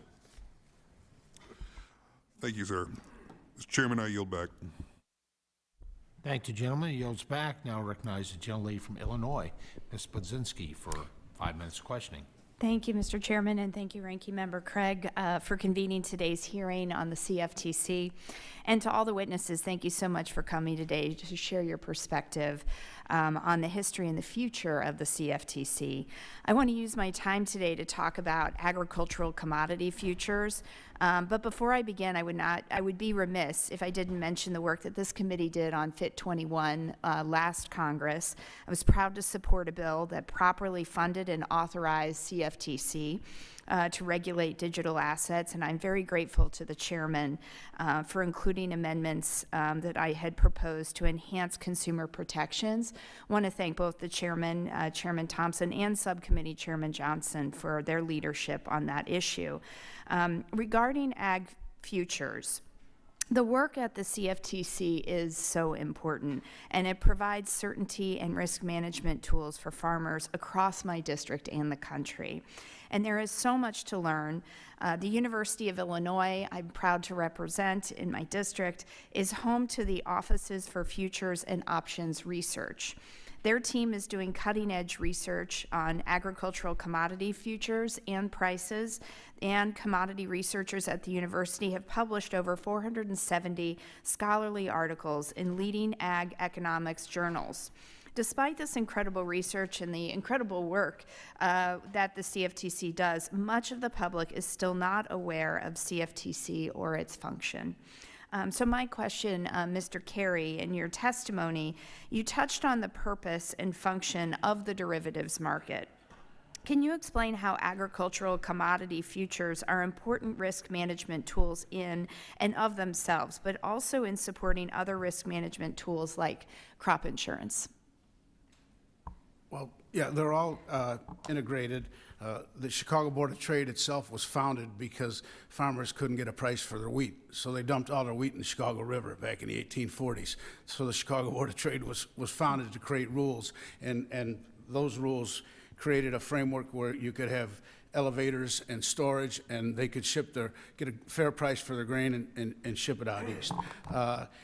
Nowadays, the markets are more sophisticated, but the markets still work. You've got global competition. You've got Brazil growing bigger and bigger, and they do denominate their crops in U.S. dollars. So they're quite pleased about the strength of our dollar. But I think that the CFTC, along with the exchange, provides the kind of products that are integrated with the insurance, and it allows the farmer to make a decision. Right now, it looks like acres are moving to corn from beans, and that'll all be reflected in November soybeans and December corn. So I think that's pretty much the fact that we have open and transparent markets is the way we service them. Okay, thank you. Yeah, commodity futures are so important to our consumers, farmers, and more. Congress needs to uplift the work, I believe, of the CFTC, including by reauthorizing it for the first time in more than 15 years. Mr. Carey, again, your testimony states it will always be to our advantage for global benchmarks to be subject to U.S. oversight and priced in U.S. dollars. Can you speak in more detail about the potential consequences to our U.S. farmers if key agricultural benchmarks are set outside the U.S. and in a currency other than the U.S. dollar? Well, yeah, we touched on it. I think Chairman Giancarlo talked about the value of having the dollar as the reserve. And it's a powerful tool in a lot of ways, not just the farmer. But the farmer's price in dollars and regulated in the United States with rules that come from either this committee or the CFTC itself or the exchanges working together allows them the greatest chance to basically for transparency. If you move these markets to China or to Europe or Brazil, they would be treated very differently, and we would be second citizens of the group.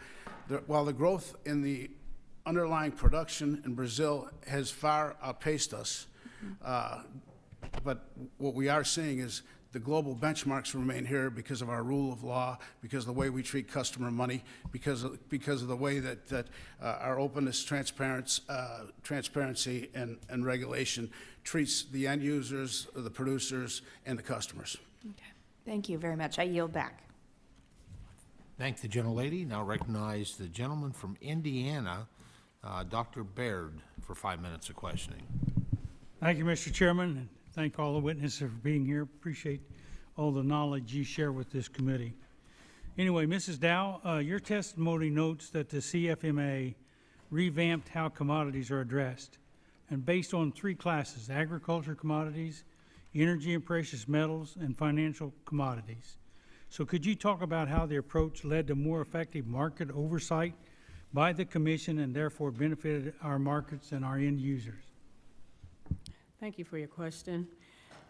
That, in fact, was the first time that the Commission ever differentiated between the classes of commodities. And as you mentioned, there were agricultural, energy, precious metals, and financials. So what happened was the core principles flowed from the nature of those commodities. So for example, energy and agricultural, they were subject to position limits with certain exemptions for hedging. The financial commodities were not, because there is no finite supply, which in physical commodities raises concerns about deliverable supplies and market manipulation concerns. So with that recognition of the really differences in the commodities, the rules were able to be adapted to those particular classes of commodities and reasonable in terms of what was needed in that particular space. And this approach has worked well, and it ensures appropriate commodities-focused regulation at this time, and it has continued to work well. Thank you. And continuing on, I have another question for you. You mentioned in the interconnectedness of our markets in your testimony, and so during your tenure as the Commission, and the Commission recognized the global nature of markets in its overview and began to focus internationally. So the CTC began collaborating with foreign financial regulatory authorities and chaired the working group of the International Organization of Securities Commissions to draft principles of cooperation in the early 1990s. So would you please talk about the Commission and how it became exemplar for financial regulators around the world? So I think the Commission was first in terms of recognizing regulatory regimes around the world that had comparable levels of regulation, which opened the markets up for our customers and for foreign customers to have access to our markets.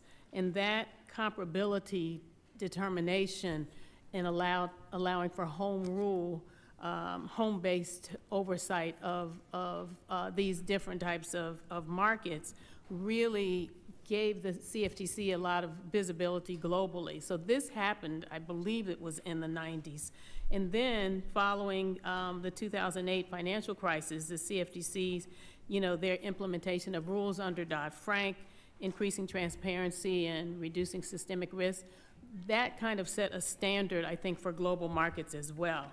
They play a leading role in IOSCO. They collaborate with international regulators to align global standards for derivatives futures markets. They work with the Financial Stability Board, other global entities to harmonize regulations, and it's been a model for regulatory frameworks. The CFTC has been a model for regulatory frameworks around the world. And I believe the U.S. remains the only regulator with exclusive jurisdiction over futures trading and markets. So one more question. Mr. Giancarlo, the CFTC is solely focused on derivatives markets, and this is different from other financial regulators abroad. So how has this contributed to the Commission's success and therefore to the success of our markets here in the U.S.? I think it's an interesting question. Not only does the United States have a regulator solely devoted to derivatives, it also has some of the world's largest and most sophisticated and most important derivative markets in the world. So it's almost a chicken and egg question. Is it the fact that we have this singular regulator that we've managed to grow the world's perhaps most important futures markets, or is the fact that we do have the world's most important futures markets that requires a specialized regulator? I think it's a little bit of both.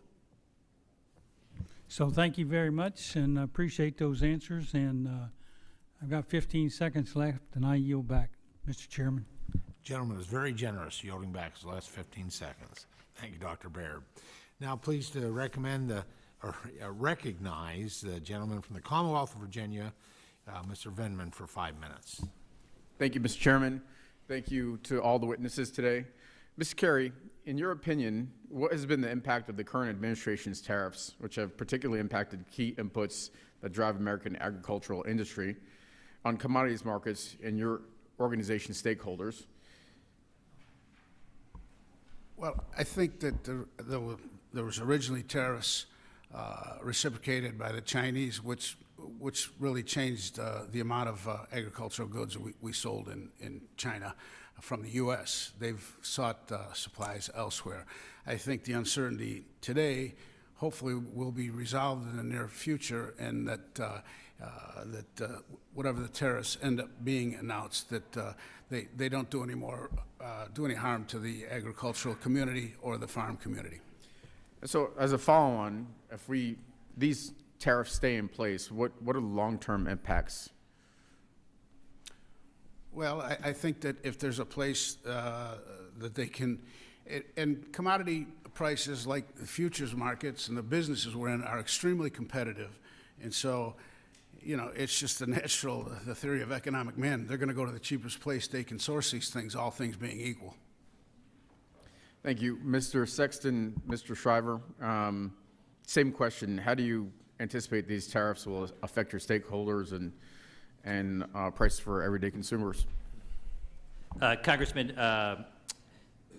we are a regulator, and as far as the tariffs and markets, our biggest concern is with regard to our member firms and customers is volatility that's created and making sure that customers remain protective in this environment. So I don't have an opinion as to the economics of the tariffs, but as a regulator, we certainly have a concern and are carefully watching our member firms with regard to the risks that are presented, particularly given the volatility of the markets.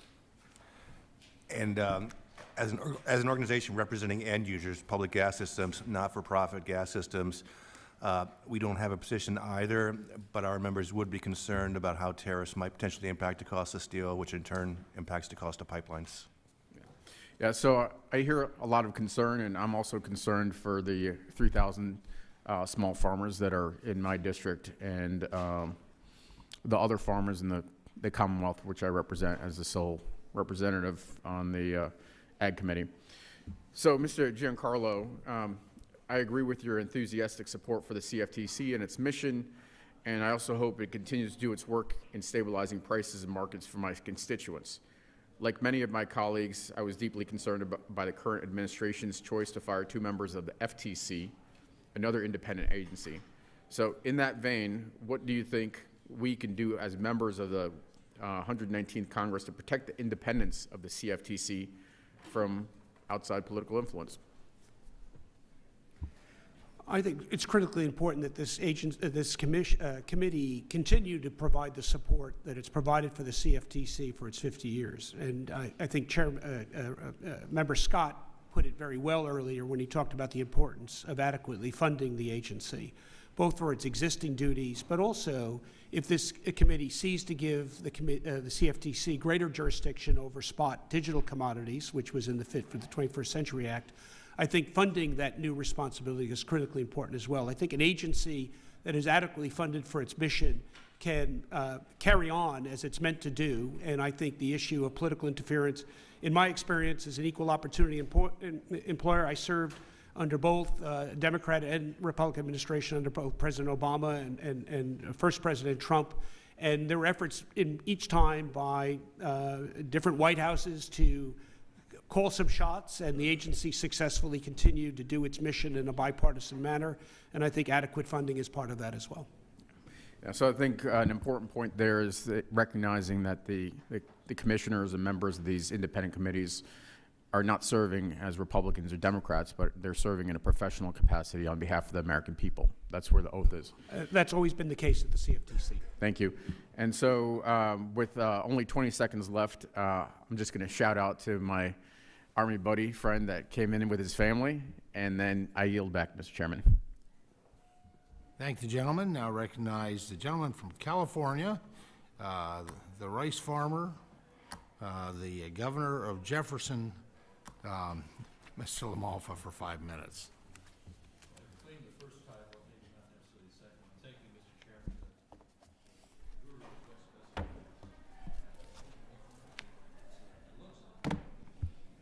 There we go. Is that better? All right, thank you. Thank you, Mr. Chairman. I appreciate those fine titles there. Thanks to panelists here. Sorry this life of multiple committees, I wasn't able to be here for a lot of it here, but I do have a couple of questions we had prepared. Mr. Giancarlo, proposed reforms for us to consider in the crypto spot market, where fraud can certainly run rampant. We're positioned to provide some common sense regulation in that arena. Could you speak to other reforms you hope to see from our efforts in Congress and the administration that you haven't got to touch on so far in this discussion today? Well, I do want to speak to the, if I may, speak to the issue of fraud in crypto markets. There's no question that fraud in spot markets is an issue, and I think it's a reason why we need proper regulation. But, you know, we at the CFTC, along with 50 state governments, have been trying to root out fraud in some of the world's oldest markets, like gold markets, for dozens, if not hundreds of years, and the fraud still takes place. Unfortunately, the job of regulators is one of cops and robbers, and we do our best as cops when the robbers figure out something new and they get a step ahead, and our job is to stay a step behind, not 2 steps behind. And so the notion that there's any magic bullet to fraud in any financial market is sadly just not true. As long as there are human beings with proclivities toward fraud and abuse, there will always be a need for regulation, and that's just the case. And so sometimes people will point to crypto and say, well, there's so much fraud. Well, there's so much fraud in some of the old, you know, every crime show I see on TV, the bad guys always have suitcases full of cash.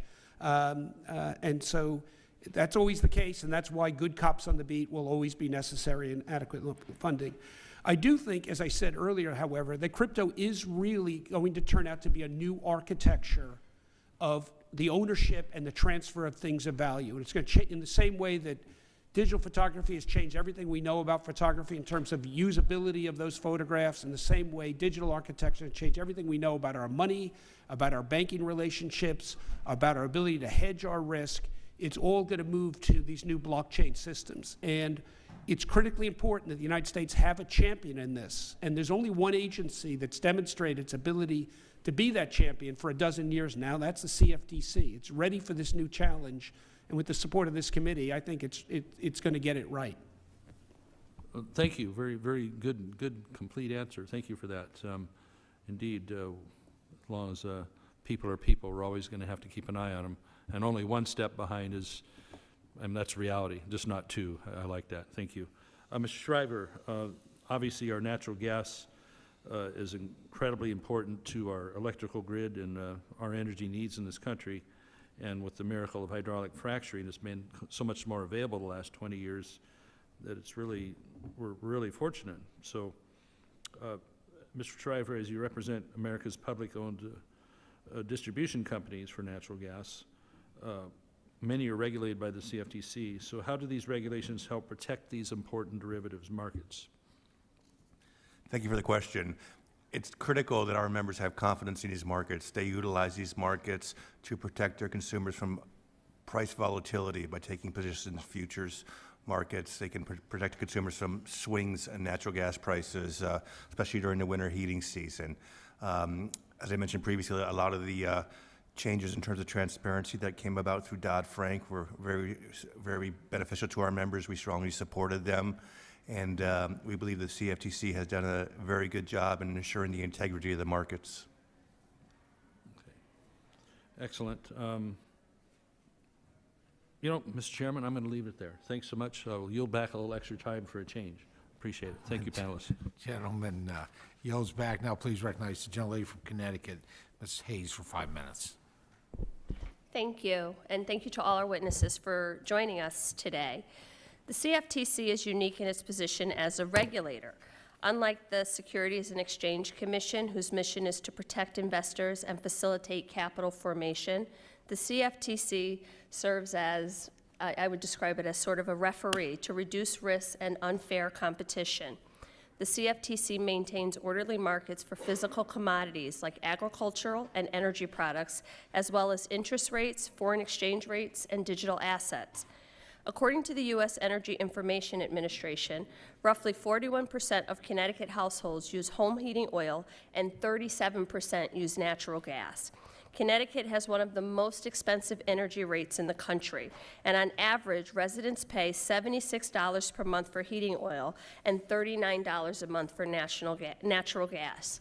Mr. Schryver, in your testimony, you discussed how risk hedging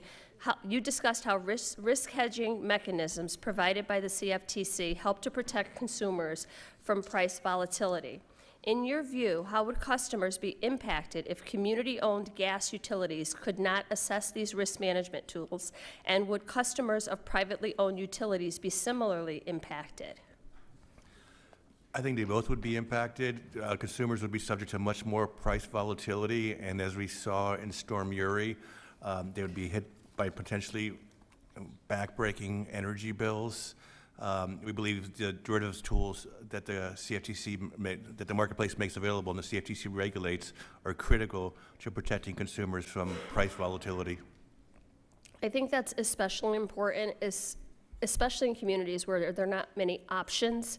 So whoever the provider is or whatever the services that are available, consumers just have to accept that. So if there's no oversight, management, input, regulation over those industries, it's the consumer who ultimately bears the brunt of it and just has to pay those services, because in a state like Connecticut, heating oil is not something you can just opt out of.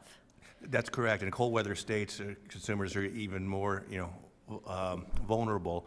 Our members are not for profit, so when prices get high, they call the mayor, and the mayor calls the gas system manager, and that's not a call he wants to get. So we're really focused on providing affordable and efficient natural gas, and these hedging tools are an important part of that. And when they can't get an answer from their mayor or their governor, they call me. The CFTC operates with about 700 employees and has been chronically underfunded, even as the market it oversees have expanded. To put it in context, since the enactment of the Dodd-Frank Act in 2010, funding for the CFTC has roughly doubled, while the value of derivative markets overseen by the CFTC has increased more than 16 times. Despite this, we've seen layoffs at the agency as part of broader layoffs instituted by the Trump administration. And additionally, there have been ongoing efforts to lobby Elon Musk to merge the CFTC and SEC and drastically reduce the regulatory power of the federal government. Back to you, Mr. Schryver. What would the impact of a diminished CFTC be on market stability, and would reducing resources to the agency be harmful, again, for energy consumers? APGA supports a well-resourced CFTC. We want a strong cop on the beat. Having a strong cop on the beat is important for our members to give them confidence in the marketplace, ensure there's transparency, protect them from market abuses, market manipulation. We believe the CFTC is uniquely positioned to regulate these important markets and support them keeping that role. I thank you, and I think we would all agree this is an area of common ground, that if we can weed out waste, if we can weed out fraud, abuse, and deliver more to the American consumer or the American people, I think it's all in our best interest. But yes. May I? You may. You mentioned talk about a merger. Back in 2017, the U.S. Treasury Department did an analysis, a written analysis, which it published, as to what would be the savings between a merger between the CFTC and the SEC. And the amount of savings they estimated was a staggering $9 million.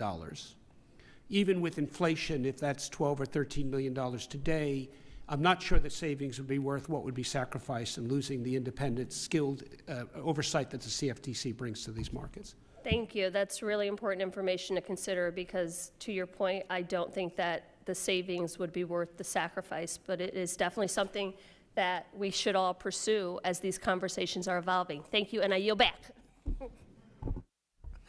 The gentlelady squeezes in the yield back. And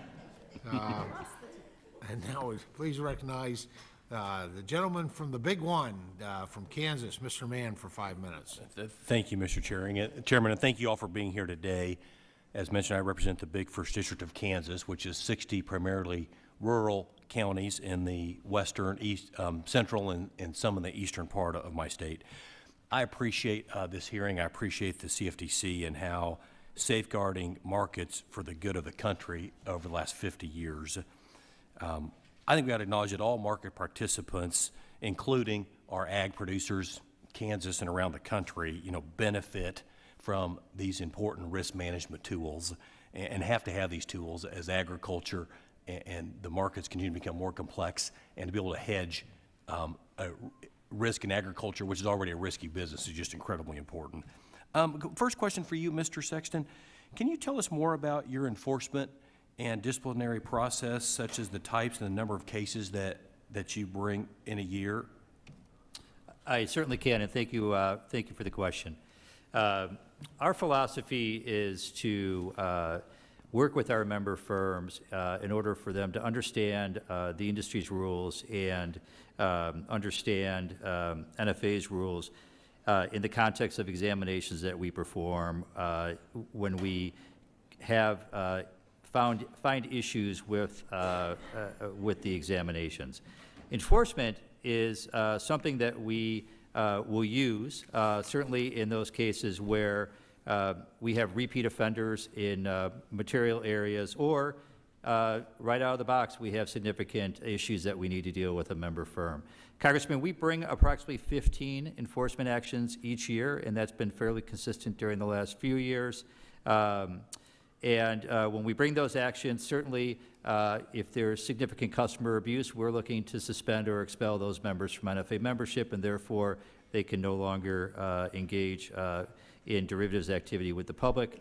And in other cases, we will typically assess some type of fine against the firm in the context of our enforcement actions. And then how do you work with the CFTC, in sharing that enforcement burden, and how does that coordination look? Great question.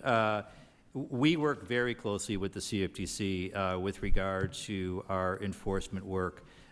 We have quarterly meetings with the CFTC's Division of Enforcement, with their director and others, and we essentially go through what is on our investigative log, what is on their investigative log, and attempt to determine who is best suited to bring a particular case. So we don't often duplicate resources. Of course, Congressman, as you can understand, in serious fraud matters, it's probably necessary for us to duplicate, but we really try to eliminate that, and oftentimes the SROs play a key role in that. Great. Thank you. That's very helpful. Congressman, I may just add, Sure. As a former chairman who worked very closely with NFA, when you think about the role of NFA and think about the role of the CFTC, you also think about the NFA is funded by the industry. CFTC is funded by the taxpayers. Yep. It's very much in the American people's interest to see self-regulators like the NFA take on a lot of the burden. And we took that very seriously during our time working together. They're horses for courses, but in many cases, NFA is closer to the action. They're closer to the members. They have a good bead on what's going on, who the bad actors are, and they do an excellent job. And the American taxpayer benefits from that. Great. Thank you. Next question for you, Dr. Sandor. Your testimony briefly discussed the importance of exclusive jurisdiction. What did you mean that one cannot serve two masters in this context, and why does this matter to markets? If we take multiple regulations, it imposes costs on the people being regulated, and they may have, in fact, contradictory purposes. One might be to promote leverage, and the other might be to diminish leverage. So you could see that these two forces could actually counteract each other. And so, in my opinion, and looking at the investment banking world and looking even at the legal profession, we've seen specialization and focus have enormous benefits. People who sold stocks couldn't sell government bonds, and Solomon Brothers was born because it specialized. The same thing with high-yield bonds and the same thing with commodities. So in the finance world, I think specialization and single purpose really enriches the efficiency of markets, thereby benefiting the American consumer. Correct. Thank you. Mr. Chairman, I yield back.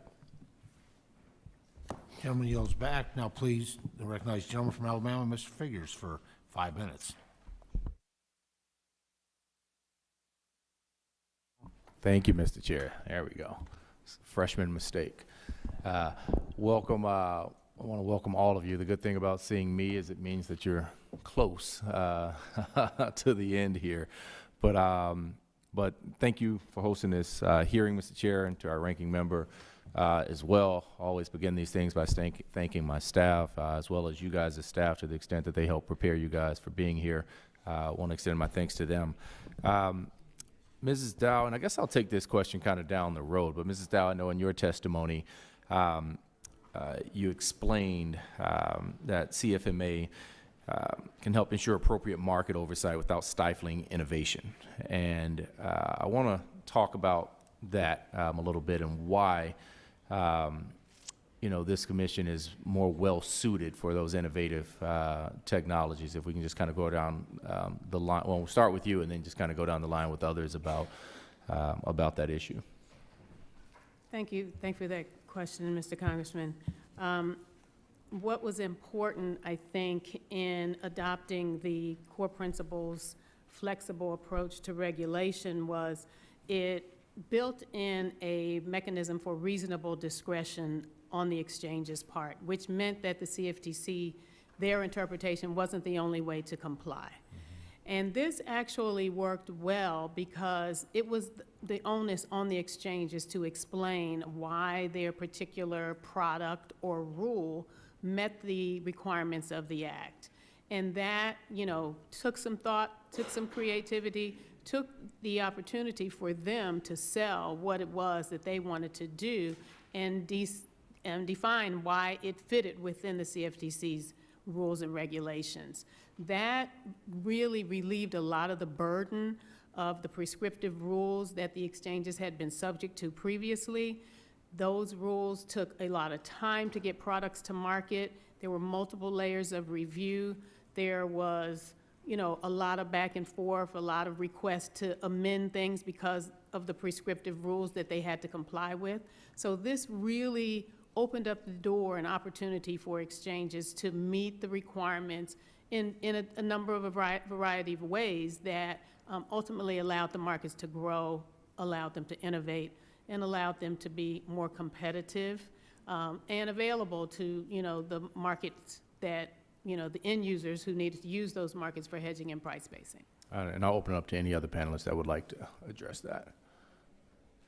I just had one quick point. When you went to the CFMA, it allowed for greater competition and greater innovation, as you mentioned. And the fact of the matter is we could bring products to the market much faster with the cooperation of the CFTC, which was, we were at a critical time in history when we were facing threats from exchanges overseas, and other people were trying to list our products, so that the fact that this act was put forward in I think it was 2000, was the Modernization Act, and it really gave greater flexibility and better alternatives to the end users and to the exchanges that provided it.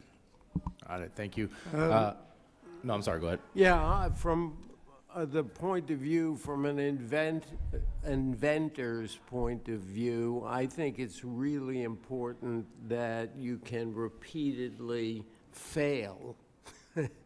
And it doesn't mean that it's more than a clinical trial. So you've had lots of products available for trading that haven't worked and a bunch that have worked. And that comes from a continuing process of trying, clinically failing, and then hitting up. The last point I want to make is back in '72, at that particular point, it was 99% products that make up today a very small fraction of the business. You didn't really have financials.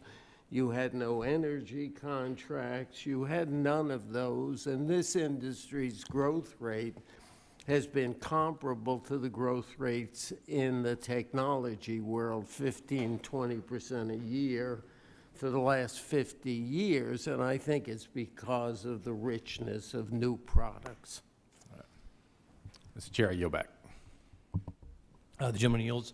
The chair now recognizes the gentleman from Iowa, Mr. Feenstra, for 5 minutes. Thank you, Chairman Mann, and thank you for holding this hearing. I want to thank our witnesses. I really enjoyed reading your information and all that was said. Derivative markets obviously are the backbone of our financial system. The American farmers and ranchers use derivative markets as a vital way to avoid risk or to manage risk. And they do that in their inputs and outputs, their price discovery, their financial allocations. And the CFTC provides, obviously, the role to protect these markets, ensuring oversight, integrity, transparency in the marketplace. What I want to talk about, which is very important to Iowa in the 4th District, second largest ag district in the country, right behind Congressman Mann, is carbon credits. This has been a hot topic in my area over the last year and a half. Obviously, voluntary carbon markets provide a promising opportunity for our farmers, ranchers, and our forest owners to access new income areas, voluntary adopting practices that cater to the different markets. Last fall, the CFTC issued final guidance on the listing of voluntary carbon credit derivative contracts, outlining key criteria to enhance the credibility and integrity of these markets. The chairman, the former chairman, Chairman Benham, his leadership in ensuring these markets meet the needs of our producers is crucial as we develop clear rules of the road, we should say, for our stakeholders and creating a new space of added value. So, Giancarlo, this is my question. Can you provide an update on voluntary carbon markets and further explain the CFTC's role to ensure farmers and landowners are being protected from manipulation and also fraud when it comes to these carbon credit markets? Thank you, Congressman. I have to confess, I'd be a little embarrassed to say one word about the subject when sitting to my right is the world's foremost expert. And we're going to get to him next. On carbon Absolutely. credits in the world. Yes. So at the risk of really making a fool of myself in front of such expertise, I must say when I was chairman, when then Commissioner, then Chairman Benham came to me and asked me to form his carbon credit committee. And I was pleased to support that work. I think that it's just part of the CFTC's being in the vanguard of new innovations. I have to confess, I haven't followed all of the output of that committee, but I know that there's a lot of very good work in it. It didn't just originate from his office. He formed a really stellar committee, and I think Dr. Sandor actually advised on that. Yep. I think he was very concerned about making sure these markets were not ones that could be unnecessarily gamed. There's always some degree of that, and that's why we have good regulation. But again, I will defer to Dr. Sandor on this. Yeah. And that's where I'd like to go next with it. Can you talk about this? And it's so important. I think this is a new added value to our producers, and how can we protect them, and what is your advice and direction? I have a particular view that's based on 35 years of working with environmental credits, including the acid rain program, which was very effective and stopped the pollution in the Midwest and the Northeast. I did some research that was published in an academic journal in 1997, and I still hold to the conclusions of that article. I think American farmers could totally provide all of the credits necessary to diminish U.S. emissions. Period, full stop, unambiguously, between methane, no-till, low-till, rangeland management, all of those could add to net farm income, and farmers could provide two services. One, food above the ground, and one below the ground, carbon sequestration. So you're adding a whole new product line to American farmers, and I think the exchanges could design products around that. And I particularly believe that not only new and obvious products like computing power for AI, I think you could design a futures contract that would guarantee net farm income. I agree. And it's so important. Thank you for both of you. My time is run out, but it's just a hot topic, and it adds value for our producers. They're excited about it. Thank you, and I yield back. Gentleman yields. The chairman recognizes the gentleman from Illinois, my good friend Mr. Jackson, for 5 minutes. Thank you, Chairman. Honored to be here today, and great to see so many great Chicagoans in here. I have the privilege of serving the 1st Congressional District. Thank you for your outstanding leadership, Dr. Sandor, on creating a market, if you will. You help regulate the world for fair pricing, for fair food, and I have very much a strong interest in making sure we maintain that leadership in the city of Chicago and in the United States. Charles, great to see you again. Appreciate it. We have many friends over the years. I was proud to, having left Northwestern University, to join Shaq and Arbor Karloff and become a runner on the Chicago Board of Trade. And those were some good old days. I wish we could go back to them and have fewer computers and more people talking, not just there, but here as well. Talking about the future of the industry is something I'm extremely concerned about. As we speak about the future, what is it that we can do to make sure that we stay on the innovative edge? I don't want to see this industry go abroad. First with you, Charles, on the ideas that we should take away on maintaining this industry at home. Well, I think that the innovations they're created by the need and the users. And so the exchange is working with a regulator that is flexible, tough on customer abuse and the financial side of it, but willing to work with people that want to create products that are used in the marketplace. You have to stay at the forefront on creating products and bringing products to the marketplace, in addition to having a well-run exchange and well-regulated. So I think the future in the exchange, I think you see nothing but growth. I think the Chicago Mercantile Exchange Group, which is the exchange in Chicago, traded 67 million contracts in one day. When I started, I don't know if they traded that many in a year, you know. So it's so we've reached out. I think we have to continue to do the things that we're doing, and I think we have to continue to have a regulator like the CFTC that allows for the growth. Well, thank you so much. To you, Attorney Sandler, this is a question on the future. We've talked a lot about the past. Let's talk about the future as it relates to AI. And we've seen this most recently, even with this administration. They said AI was the reason that Jackie Robinson's name was removed from military classifications, which begs the question, who's AI? All AI isn't the same. This is programmed learning, and who's feeding these machines? Are you concerned about not talking to a regulator in the future, but talking to a program that's been AI generated to give you answers, and what may be the dangers? Yes, to be blunt, we've had discussions. We think there are benefits, but we also think there are risks. And I think that it does require some human intervention to make sure mistakes aren't made like that. And AI is going to do a lot of functions extremely well and create tremendous benefits, but it has to be overseen or basically spell checked or whatever you want to say, so things like this don't happen. As a user of it, even in preparing my testimony today, it's filled with errors.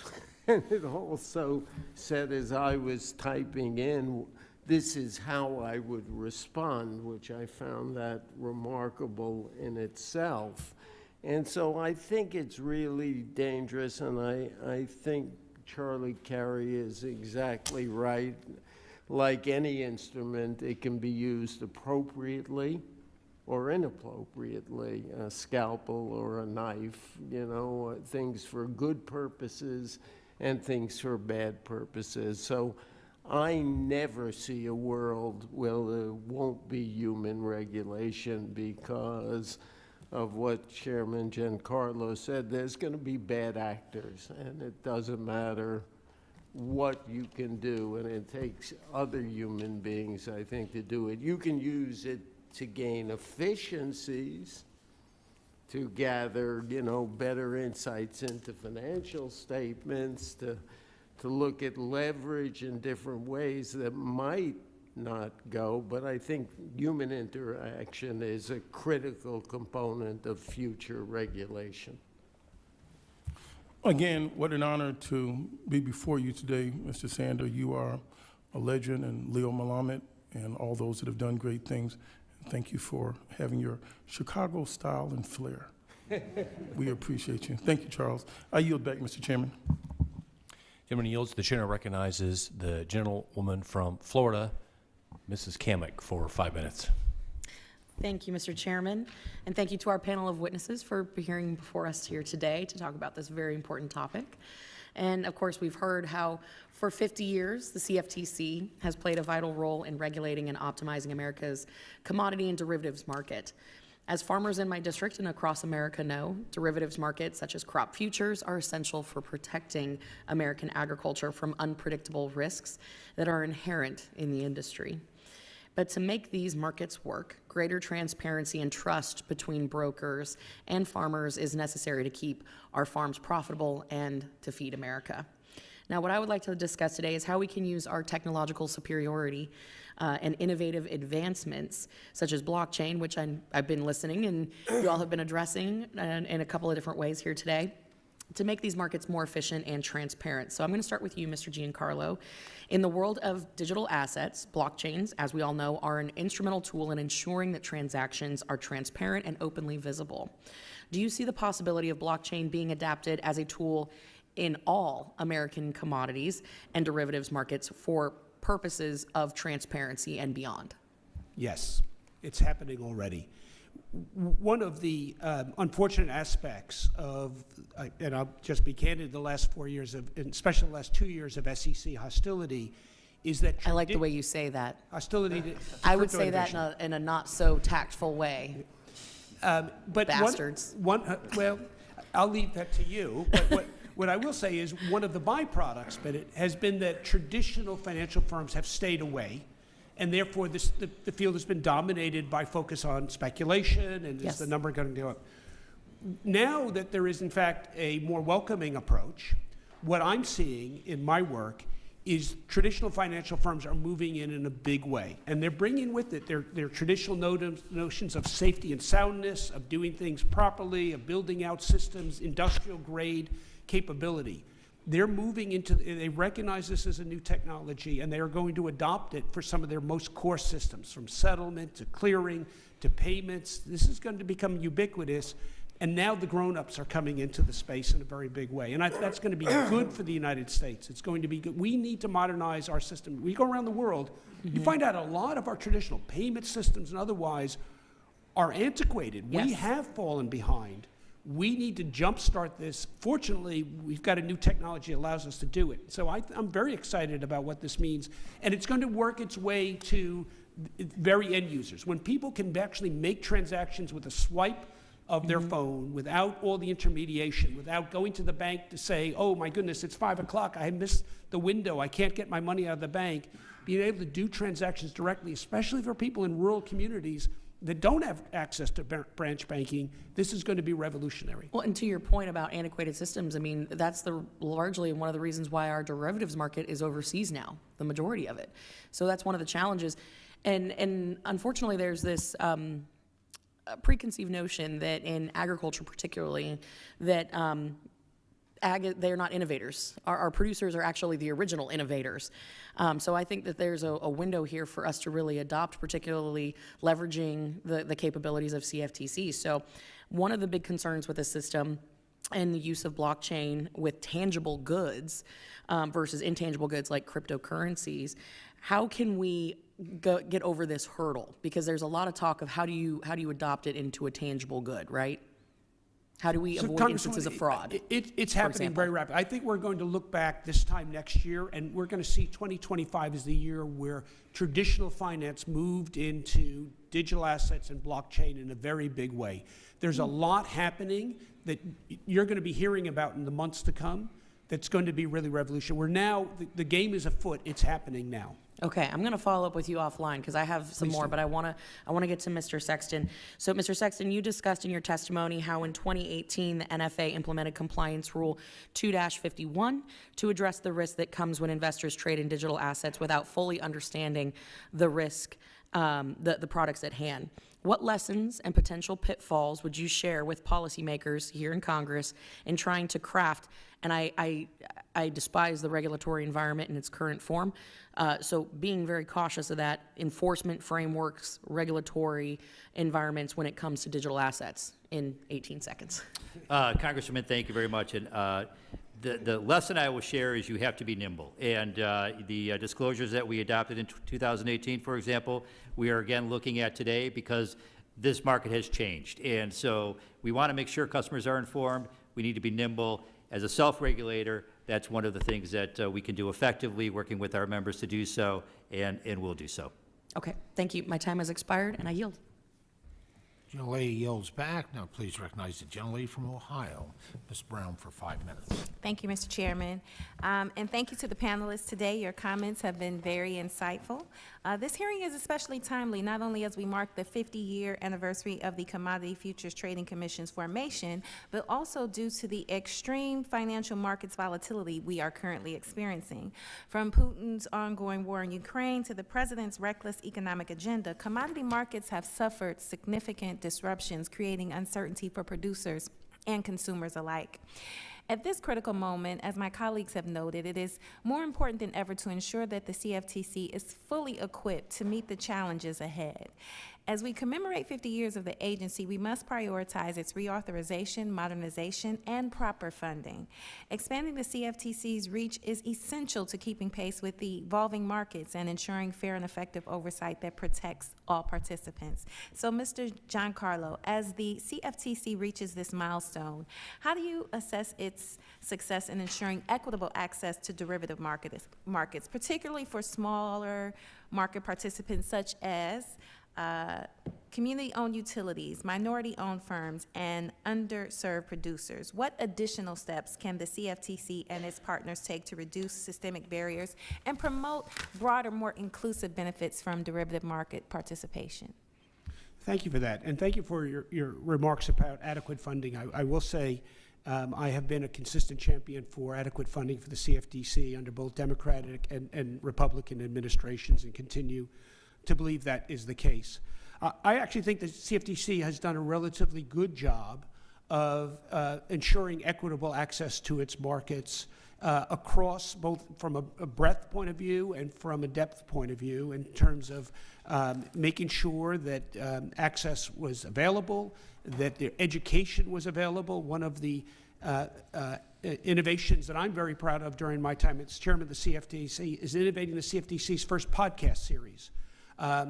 Young people today are amazing consumers of podcasts as one way of reaching a younger audience, and we used it to educate young people about our markets. Young farming groups, some of the community-based groups that you mentioned are consumers of podcast material. We used it with different aspects of our work at the CFTC and to educate those about the market. So I think the CFTC is one agency that has done a very good job at providing an equitable approach to its role in the marketplace and making sure that people understand how the market works and where both the opportunities and the challenges are in it. Thank you very much. Next, I want to turn to tariffs because we have seen how this chaos plays out before. In 2018, during the last Trump administration, the same tariff-by-tweet approach to governing wreaked havoc on the farm economy. A study by Iowa State University found that over 80% of Midwest farmers reported negative impacts on their net farm income due to trade disruptions, with many seeing losses from 10 to over 20%.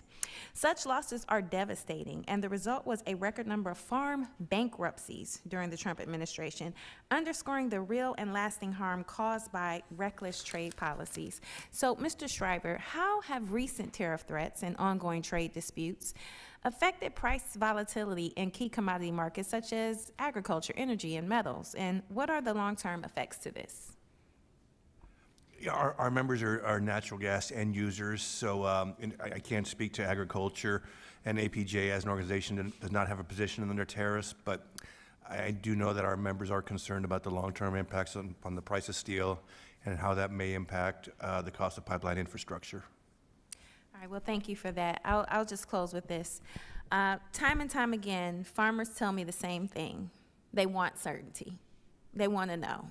As this committee works to pass a full 5-year farm bill to provide the predictability they need, it's deeply frustrating that outside these efforts, President Trump continues to keep farmers on edge, threatening their markets and livelihood. So right now, the only predictable thing about farming is its unpredictability. And that's simply not sustainable for those who feed our country. And with that, Mr. Chairman, I yield back. Gentlelady yields back. Now I recognize the gentleman from Alabama, Mr. Moore, for 5 minutes. Thank you, Mr. Chairman. It's essential that we take a close look at how the CFTC has performed its vital missions over regulating and ensuring the stability of our commodity markets, which are critical to the U.S. and our economy. The broader economy, I should say. From agriculture and beyond, these markets provide a foundation for business and consumers alike. I look forward to seeing a timely reauthorization for the CFTC. The challenges we face today are different from those of the 50 years, and it's our job to ensure that CFTC is not only equipped to deal with these changes, but is also not stifling innovation and growth with overly burdensome regulation. I appreciate the work the agency is doing and have completed thus far, to continue the efforts and look forward to continue the discussions today. Mr. Carey, in your testimony, you described U.S. regulations as clear, transparent, tough, and flexible. Tough and flexible presents a pretty interesting contrast. Could you describe kind of those regulations to me and how you see them as tough and flexible? Well, I think enforcement is tough. Turn your mic on. Excuse me. Yeah, I think the enforcement is tough. I think the fact that we strive to ensure the integrity of the marketplace by virtue of the rules they provide. The flexibility really comes in the dialogue and the ability to allow the marketplace to innovate appropriately. I think they apply the standards for whether it be for capital, for trade practices, for anti-fraud, anti-manipulation type of rulings. And I think when you say flexible, I think the flexibility comes with the dialogue to make sure that they understand who's using the markets and how they should be treated. It came up in another question earlier about Basel III, and yeah, I think our regulators do a good job there. Yeah, I apologize. We also have a judiciary markup going, so I've been kind of coming back and forth between the two. Ms. Dow and Mr. Giancarlo, is that how you say that? For Alabama, that's okay, right? That'll work just fine. You've both been regulators, so do you think CFTC's regulations are tough and flexible as well? You want to go, Ms. Dow, first, and then we'll defer to the gentleman after. Yeah, I understand where you see there's some inconsistency there between tough and flexible, but what's important to realize is even though these core principles are flexible, they are rules that have to be followed. So they are tough in ensuring that the CFTC is tough in ensuring that these exchanges comply with the rules. There are rule enforcement reviews where they go out and they visit and they make sure that these exchanges are enforcing their rules. And then in addition, as Charlie said, the enforcement mechanism is very strong. That's Mr. Giancarlo. Yeah, tough and flexible may sound like an interesting combination of words. I can tell you as a father of three, tough but flexible was probably my approach to raising my three. I don't think it's an incompatible combination. I actually think when you think about overseeing an important market, Tough and flexible is the right way to go. What we don't want is tough and inflexible, which we have seen from time to time with other regulators. And what we don't want is flexible but not tough. So I actually think it's the right combination for a regulatory body to have, and it's the one that the CFTC has long championed. It kind of sounds like guardrails in a sense to me a little bit. But so, Mr. Giancarlo, I had a follow-up question for you as well. Could you talk about the role of innovation on our derivatives and kind of how that plays out? Yeah, there's no question that we have global competitors, and Mr. Carey talked about that. Some of the markets in India and China are enormous in size, and they are very much trying to replicate our success in some of our ag markets. So we have to keep innovating. The American way is always to innovate ourselves to the future, ahead of the competition. I think innovation is our critical edge. They can copy what we were successful. We need to keep moving into new areas and keep them more than one step behind, but 10 steps behind. I think innovation is the future of this industry. We've talked about digital assets, we've talked about events contracts, we've talked about new versions of old-lasting contracts with different sizes, different settlement dates. Innovation is what's given us the edge, and innovation will be what keeps us having an edge going forward. Very good. Mr. Schryver, is that how you say your name? You associate, or you represent America's publicly owned natural gas, I guess, and I think we have some of those in Alabama.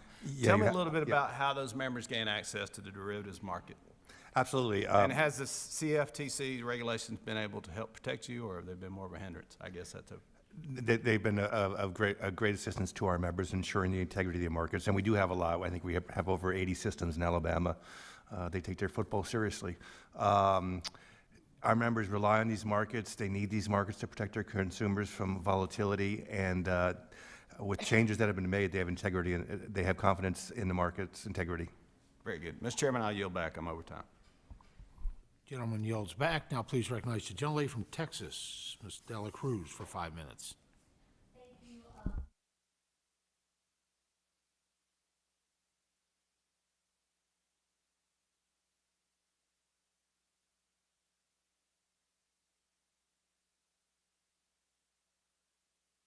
There we go. I got it now. Okay. Thank you, Mr. Chairman, and thank you to the witnesses for being here. I'm one of your last ones here, and I am proudly the Congresswoman of Deep South Texas.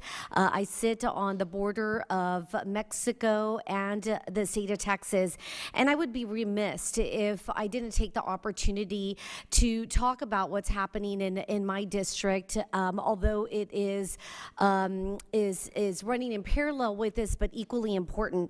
As I heard the Congresswoman from the other side of the aisle talking about certainty, dependability, enforcement, I heard Giancarlo talking about being a tough parent, having rules, and how important that is for our children to grow up straight, right, and to understand what the boundaries are.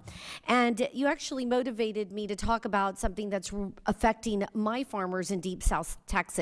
And that is the Mexican government not complying to the 1944 water treaty that right now is feeding and helping our farmers, or at least should be, because our farmers are trying to harvest, and unfortunately the Mexican government is not giving us the water that they need for a full harvest. That being said, there is uncertainty. There is not any kind of enforcement, or hasn't been, by the previous administration. And thankfully now we're in a White House that supports our South Texas farmers, that supports the agriculture industry, and understands that national security is a matter of food security. Food security is national security. I've been very strong with the Mexican government, asking them and condemning the fact that they will not supply our farmers with the water that is owed by the 1944 water treaty. Meanwhile, the Mexican farmers are harvesting all of the produce that we're able to harvest right in South Texas. So they're starving our American farmers. Our American farmers are going out of business. Our generational farms, such as the sugar industry in my district actually closed, but yet in Mexico, the Mexican farmers are thriving and they're selling us the vegetables, the onions that we could grow right in South Texas. So it behooves them to not give us the water that they owe us. And Giancarlo, as you said, you got to be tough sometimes, right? And under the previous administration, we did not have a tough White House that wanted to tell the Mexican government, hey, give us our water. This is unacceptable. But there's a change, and elections do matter.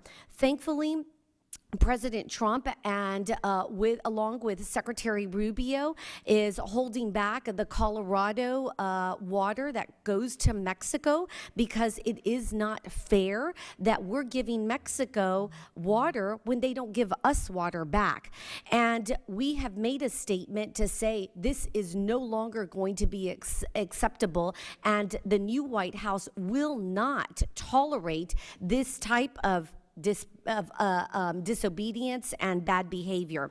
That being said, I'll focus onto the topic at hand, and I'll ask Mr. Carey, you've been around the markets that the CFTC regulates for many years, and could you talk from the perspective of both as a trader and as an executive, what it is like to work with and in a market overseen by the Commission? Well, the marketplace itself provides the opportunity, and seeing as I started out as a trader for my own account, it was an exciting business. It was a good business to be in, and you were involved in all the things you're talking about every day, because whether it's the weather affecting the farmer, whether it's his economic decision to plant one crop or another crop, whether there's something going on, one of the biggest things I remember is when we put an embargo on wheat because the Russians marched into Afghanistan. The regulator was there. The regulator was observing the behaviors and enforcing the rules and making sure that everything worked properly. But the markets themselves provided for all the excitement. Thank you so much. I yield back. I thank the gentlelady, and now recognize the gentleman from New York, Mr. Riley, for 5 minutes. Thank you, Mr. Chairman. And thank you to our witnesses for being here. Mr. Schryver, I was hoping to talk with you a little bit about utilities. After reviewing your testimony, I went to a diner in Marathon, which is in Cortland County, last week. The diner is actually called Riley's, but they spell it the wrong way with an EI and 2 L's. And I was sitting down with the mayor, and we were talking about all the issues around the area. And the one thing that everybody tells me about, pulls me aside on the street to talk to me about, is the utility prices are way too high. Gas prices, electric prices, way too high. NYSEG, Central Hudson in the region. And the mayor in Marathon let me know that they have municipal electric and gas. And he said that people are really happy with it. They're paying a lot less. They're getting a lot more than the utilities in those surrounding areas. And so I was talking to him over the weekend, and then I read your testimony last night. And one of the things that stood out in what you wrote was that your members, the municipal-owned utilities, are directly accountable to the citizens they serve. And it occurs to me that it really matters who owns these critical utilities, because in the district I represent, a lot of the folks are with Central Hudson. And Central Hudson is owned by a foreign corporation, Fortis. And just a few months ago, Fortis had their quarterly shareholder report, and they announced that they were making like $330 million just that quarter in profits, which is probably like great news for all the shareholders, but it's terrible for my constituents. And then to add insult to injury, the very next day after announcing $331 million in quarterly profits, the very next day, you know what Central Hudson did?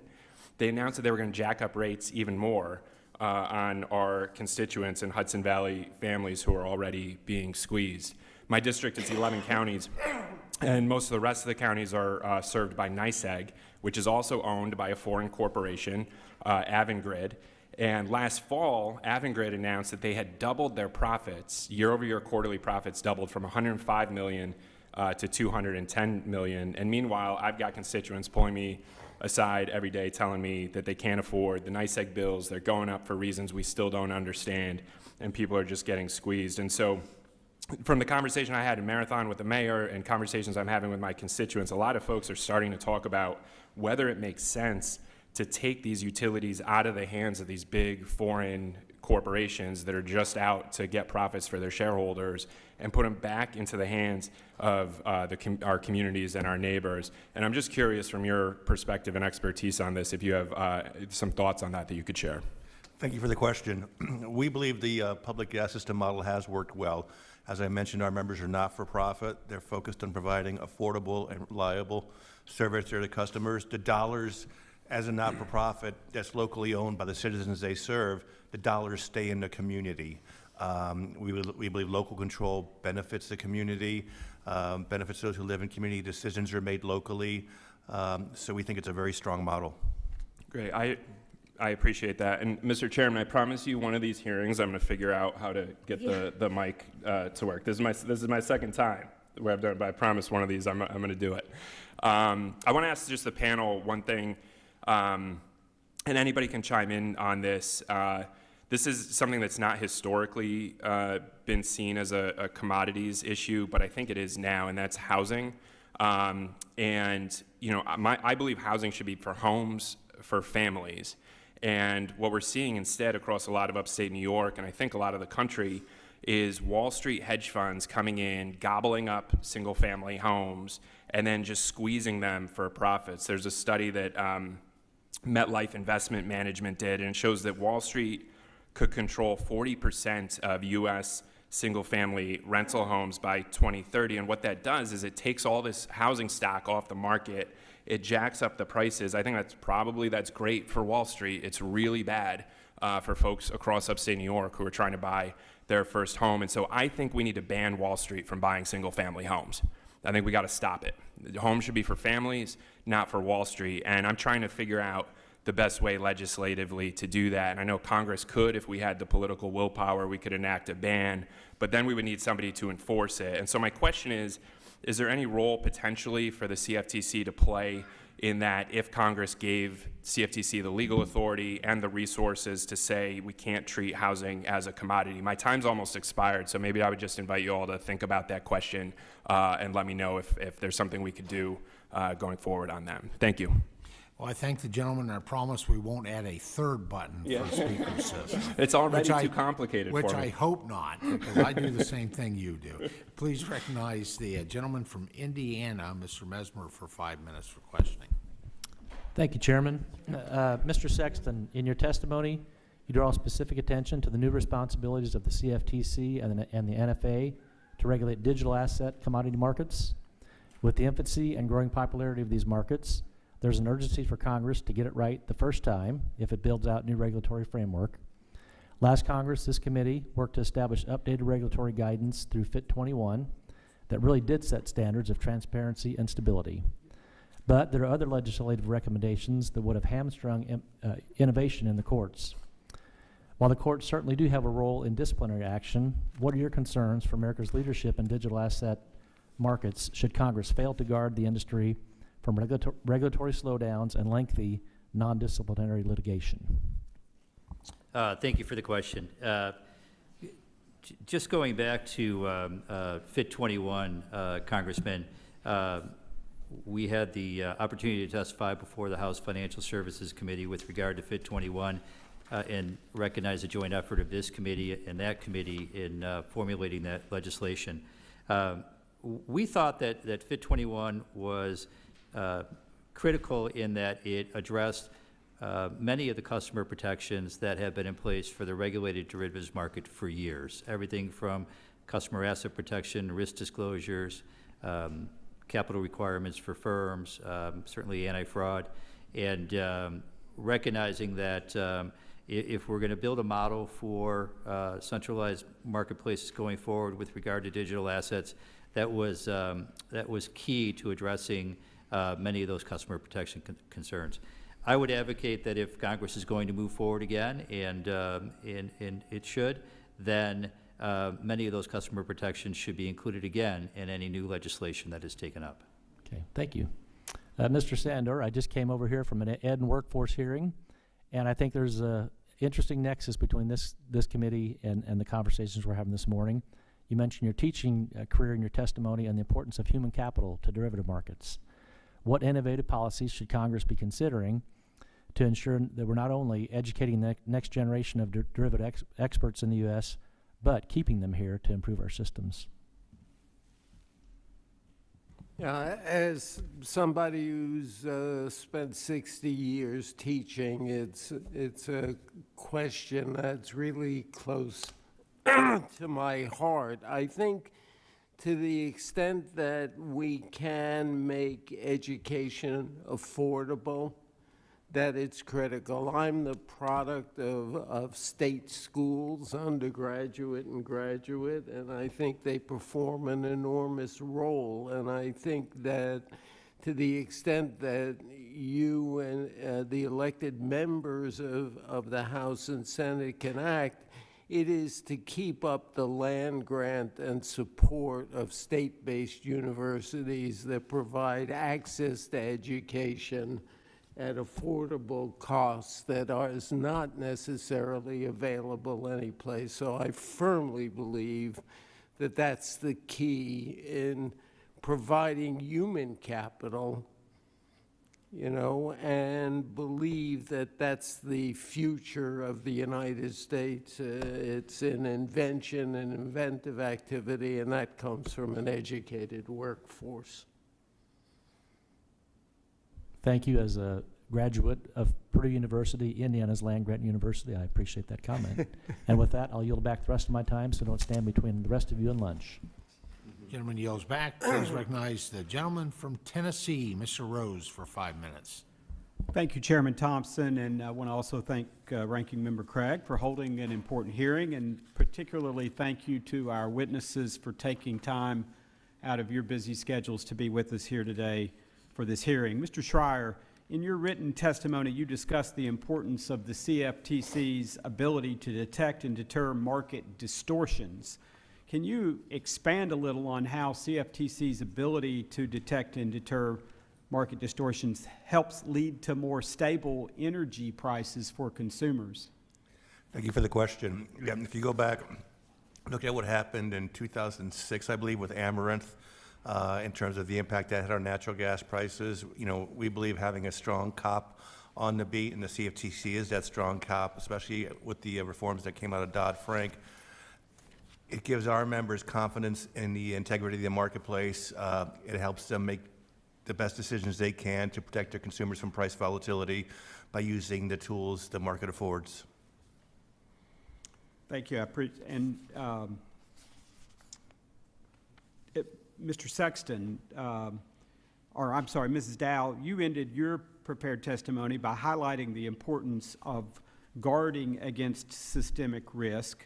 In your opinion, do you believe the CFTC has sufficiently addressed the systemic risk that cybersecurity threats pose to our derivatives markets? So thank you for that question, Mr. Congressman. I would not be able to speak to what they've done in terms of risk on the cyberspace side, but I do know that the Commission regularly engages with other regulators, foreign and domestic, as well as the industry, to stay on top of and abreast of all kinds of developments, and particularly on the cybersecurity space. So I would expect that the CFTC has done the job, done the work that needs to be done to ensure that they're prepared for any cyber risk that might come their way. But I'm sure others on this panel may have more information on that front. All right. May I speak to the question? Yes. During my time as chairman of the agency, we estimated that we were subject to constant cyber attack trying to penetrate our systems. I don't remember the exact figure, but it was something 1,000 attack elements a day and that's the CFTC. The attack surface of the federal government is enormous. I recently published a piece, which I've shared with the White House, I'd be delighted to share with this committee, advocating that the president exercise powers granted to him under the U.S. Constitution that were first used by James Madison to authorize John Paul Jones to retaliate against British shipping that was raiding American. These attackers, these cyber attackers, often cases are state-sponsored, often sponsored by South Korea. And I think it's time we go from defense to offense and use the awesome technological capability that we have in Silicon Valley to fight back, and we could use these letters mark available under the Constitution to authorize our technical capability to fight back against these cyber hackers that are costing us billions of dollars in lost revenue, in cyber protection costs. It's something we really need to take up in the United States. Let me follow up on that, and I'll open this up to the panel in the time that we have left. Does the CFTC have access to the staff and expertise that it needs to protect the space? Again, I can speak to that because when I was chairman, I tried to recruit some of the best talent to come to the CFTC in this area. These are people that can make millions of dollars in compensation in Silicon Valley and Wall Street. And we're trying to recruit them to the CFTC for, hundreds of thousands. And we've got to appeal to other things other than money and others to come to government. So it's always a struggle. I don't want to say the resources aren't there. I certainly don't want to give our adversaries any indication of any vulnerability, but just candidly, it's always a struggle for government agencies to have state-of-the-art people that have that type of cyber defensive capability because of the compensation structure. And let me, just in the time we have left, Mr. Giancarlo, can you talk about the role of innovation in our derivatives markets and how it leads to a larger variety of products or bespoke products that provide better opportunities for market participants to hedge risk, and what has allowed this innovation to be experienced? When I was preparing my testimony, I did a quick analysis of the size of U.S. markets. We're still some of the largest, but we're no longer the largest. Some of the markets in India and China are larger. But what we have that no one can compete with is our innovative capability, our ability to produce new products that attract an audience, attract a usage, that attract people who have risk and see in these products ability to mitigate that risk. That really is our edge, and we need to maintain that edge going into the next 50 years. Thank you. My time's expired. I yield back, Mr. Chairman. I thank the gentleman from Tennessee. Now please recognize the gentleman from Iowa, Mr. Nunn, for 5 minutes. Well, thank you, Mr. Chairman, for holding what I think is a very important hearing today. We've got a great panel in front of us. Your expertise plays a crucial role in helping both our farmers and our small business guys. As the guy from Iowa, it is much appreciated. We all know how hard it's been for farmers across the country. I'd like to start by discussing the commodities market. Since its inception, the CFTC has reliably partnered with our nation's farmers to provide effective risk management. And I think we all know that a tractor that is upwards of $200,000 or a combine that is costing nearly $1 million makes a real impact to how farmers budget going forward. It's crucial that Iowa farmers, and I'd say farmers across the country, have access to the capital they need to remain competitive. So I'll begin with this in saying, how does the CFTC and the Commodities Exchange Act support deep and liquid markets that would help folks in my home state of Iowa? I'll open that up to the panel. Mr. Carey, I think you're probably well suited for this conversation. Well, I don't know, but I'll give it a try. I think the fact that the commission regulates the products that the farmers need to basically make their decisions and to hedge their risks, whether it's corn, wheat, or soybeans, whatever it is, they can take that and reduce it to a cash flow that's reasonable, and then they can go ahead and finance or what else they need to do. And I think the commission's role is making sure that that there's no fraud, there's no manipulation, that the markets are transparent, and that the market users know exactly what they're getting into when they do it. So, I mean, that's about as simple as it is as far as I'm concerned. Could not say it better. I think you're absolutely right. Being able to have not only the transparency in here, but this is something the CFTC has been a good partner on. I'd like to take another deep dive now into the CFTC. Mr. Giancarlo, you have been called, I think your easier title here is the crypto dad, and the CFTC certainly plays a role in the future of our digital assets. We are in a unique situation that we sit on a committee of jurisdiction. I serve on the other committee, financial services. There's a great marriage that can happen here, and the CFTC has been a huge partner in this. We know commodities very well in Iowa, whether it's corn, soybean, hogs. The CFTC has been a partner with us in this. It's overseen those markets. And in downtown Des Moines, our lenders understand the importance of what the SEC brings to the fight here in good access to American-backed digital securities. Under the last administration, we saw an SEC that tried to cut out the CFTC completely. They labeled almost everything a digital space as security, and I asked a predecessor here, SEC Chairman Gensler, a simple question. Is a digital asset, called Ether at the time, still there now, a commodity, or is it a security? Now, he couldn't answer that, but he was happy to regulate it to death.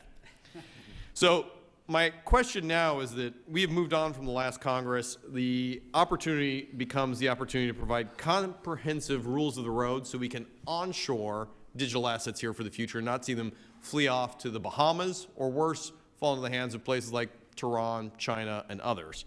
As we work to get that legislation across the finish line, what can the CFTC do to help provide clarity on assets like Ether or others that operate more like a commodity? I'd appreciate your thoughts. Well, the truth of the matter, CFTC has been crystal clear on this for almost a decade now. As in 2015, the CFTC, in a bipartisan manner, declared Bitcoin to be the world's first digital commodity under CFTC jurisdiction. In 2017, we greenlighted the world's first regulated market for any type of derivative on crypto. That was Bitcoin futures. 8 years later, that marketplace is deep, it's liquid, it's transparent, extremely well regulated.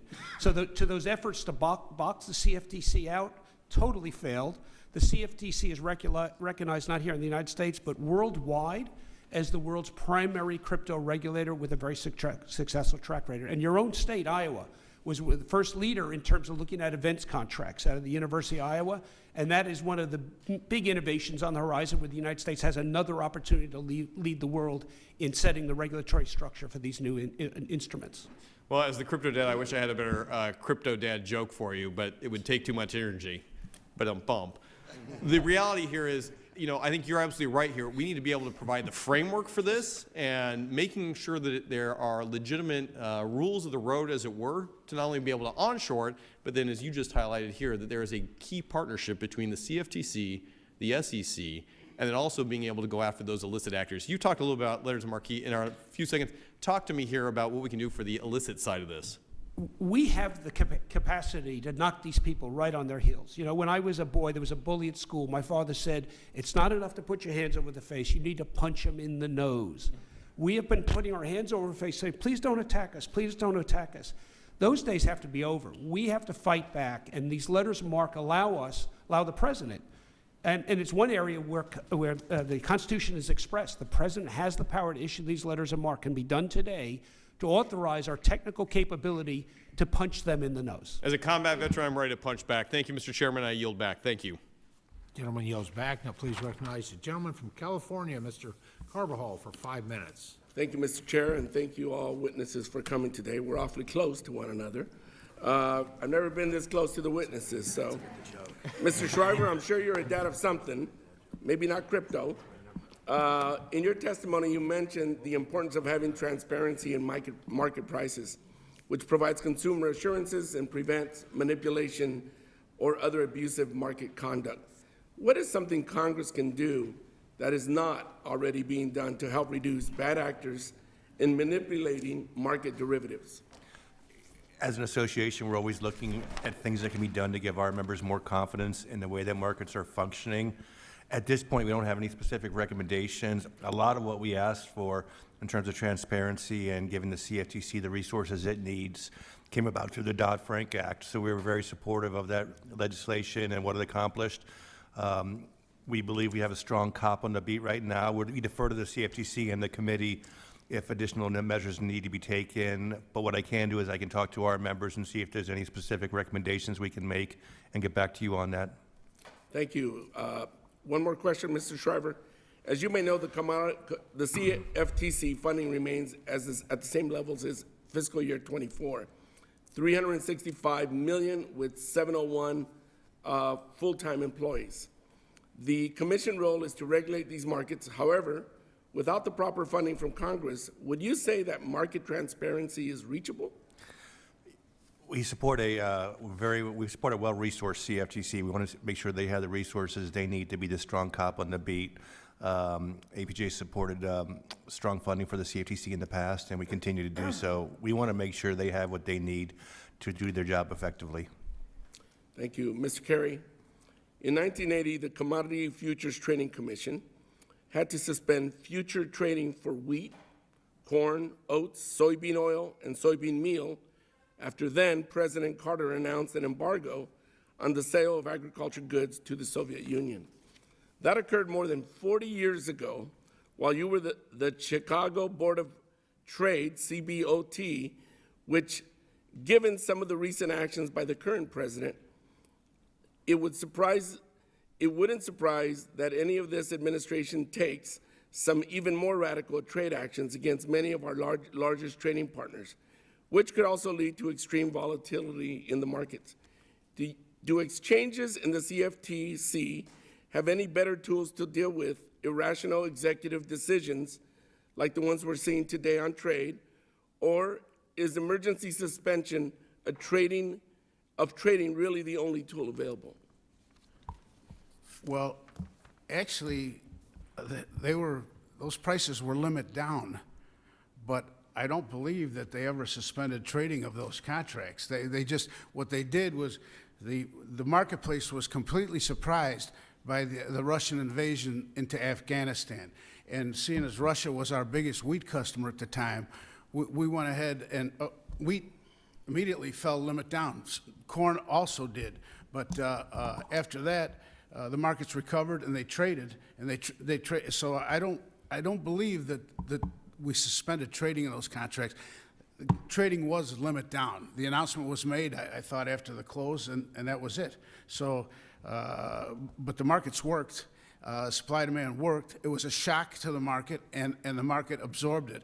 But and it took a price adjustment for people to determine where they wanted to trade the price of a bushel of wheat or a bushel of corn.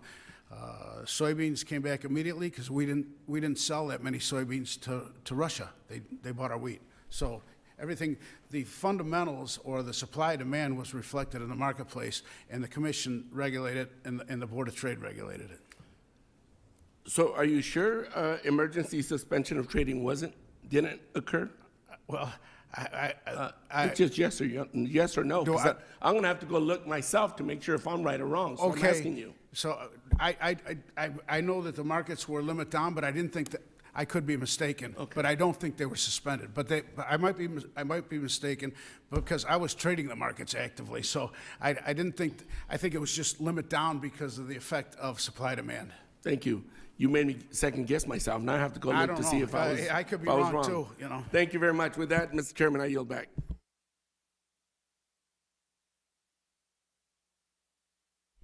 Salute. I won't say anything about how when I second guess you, buddy.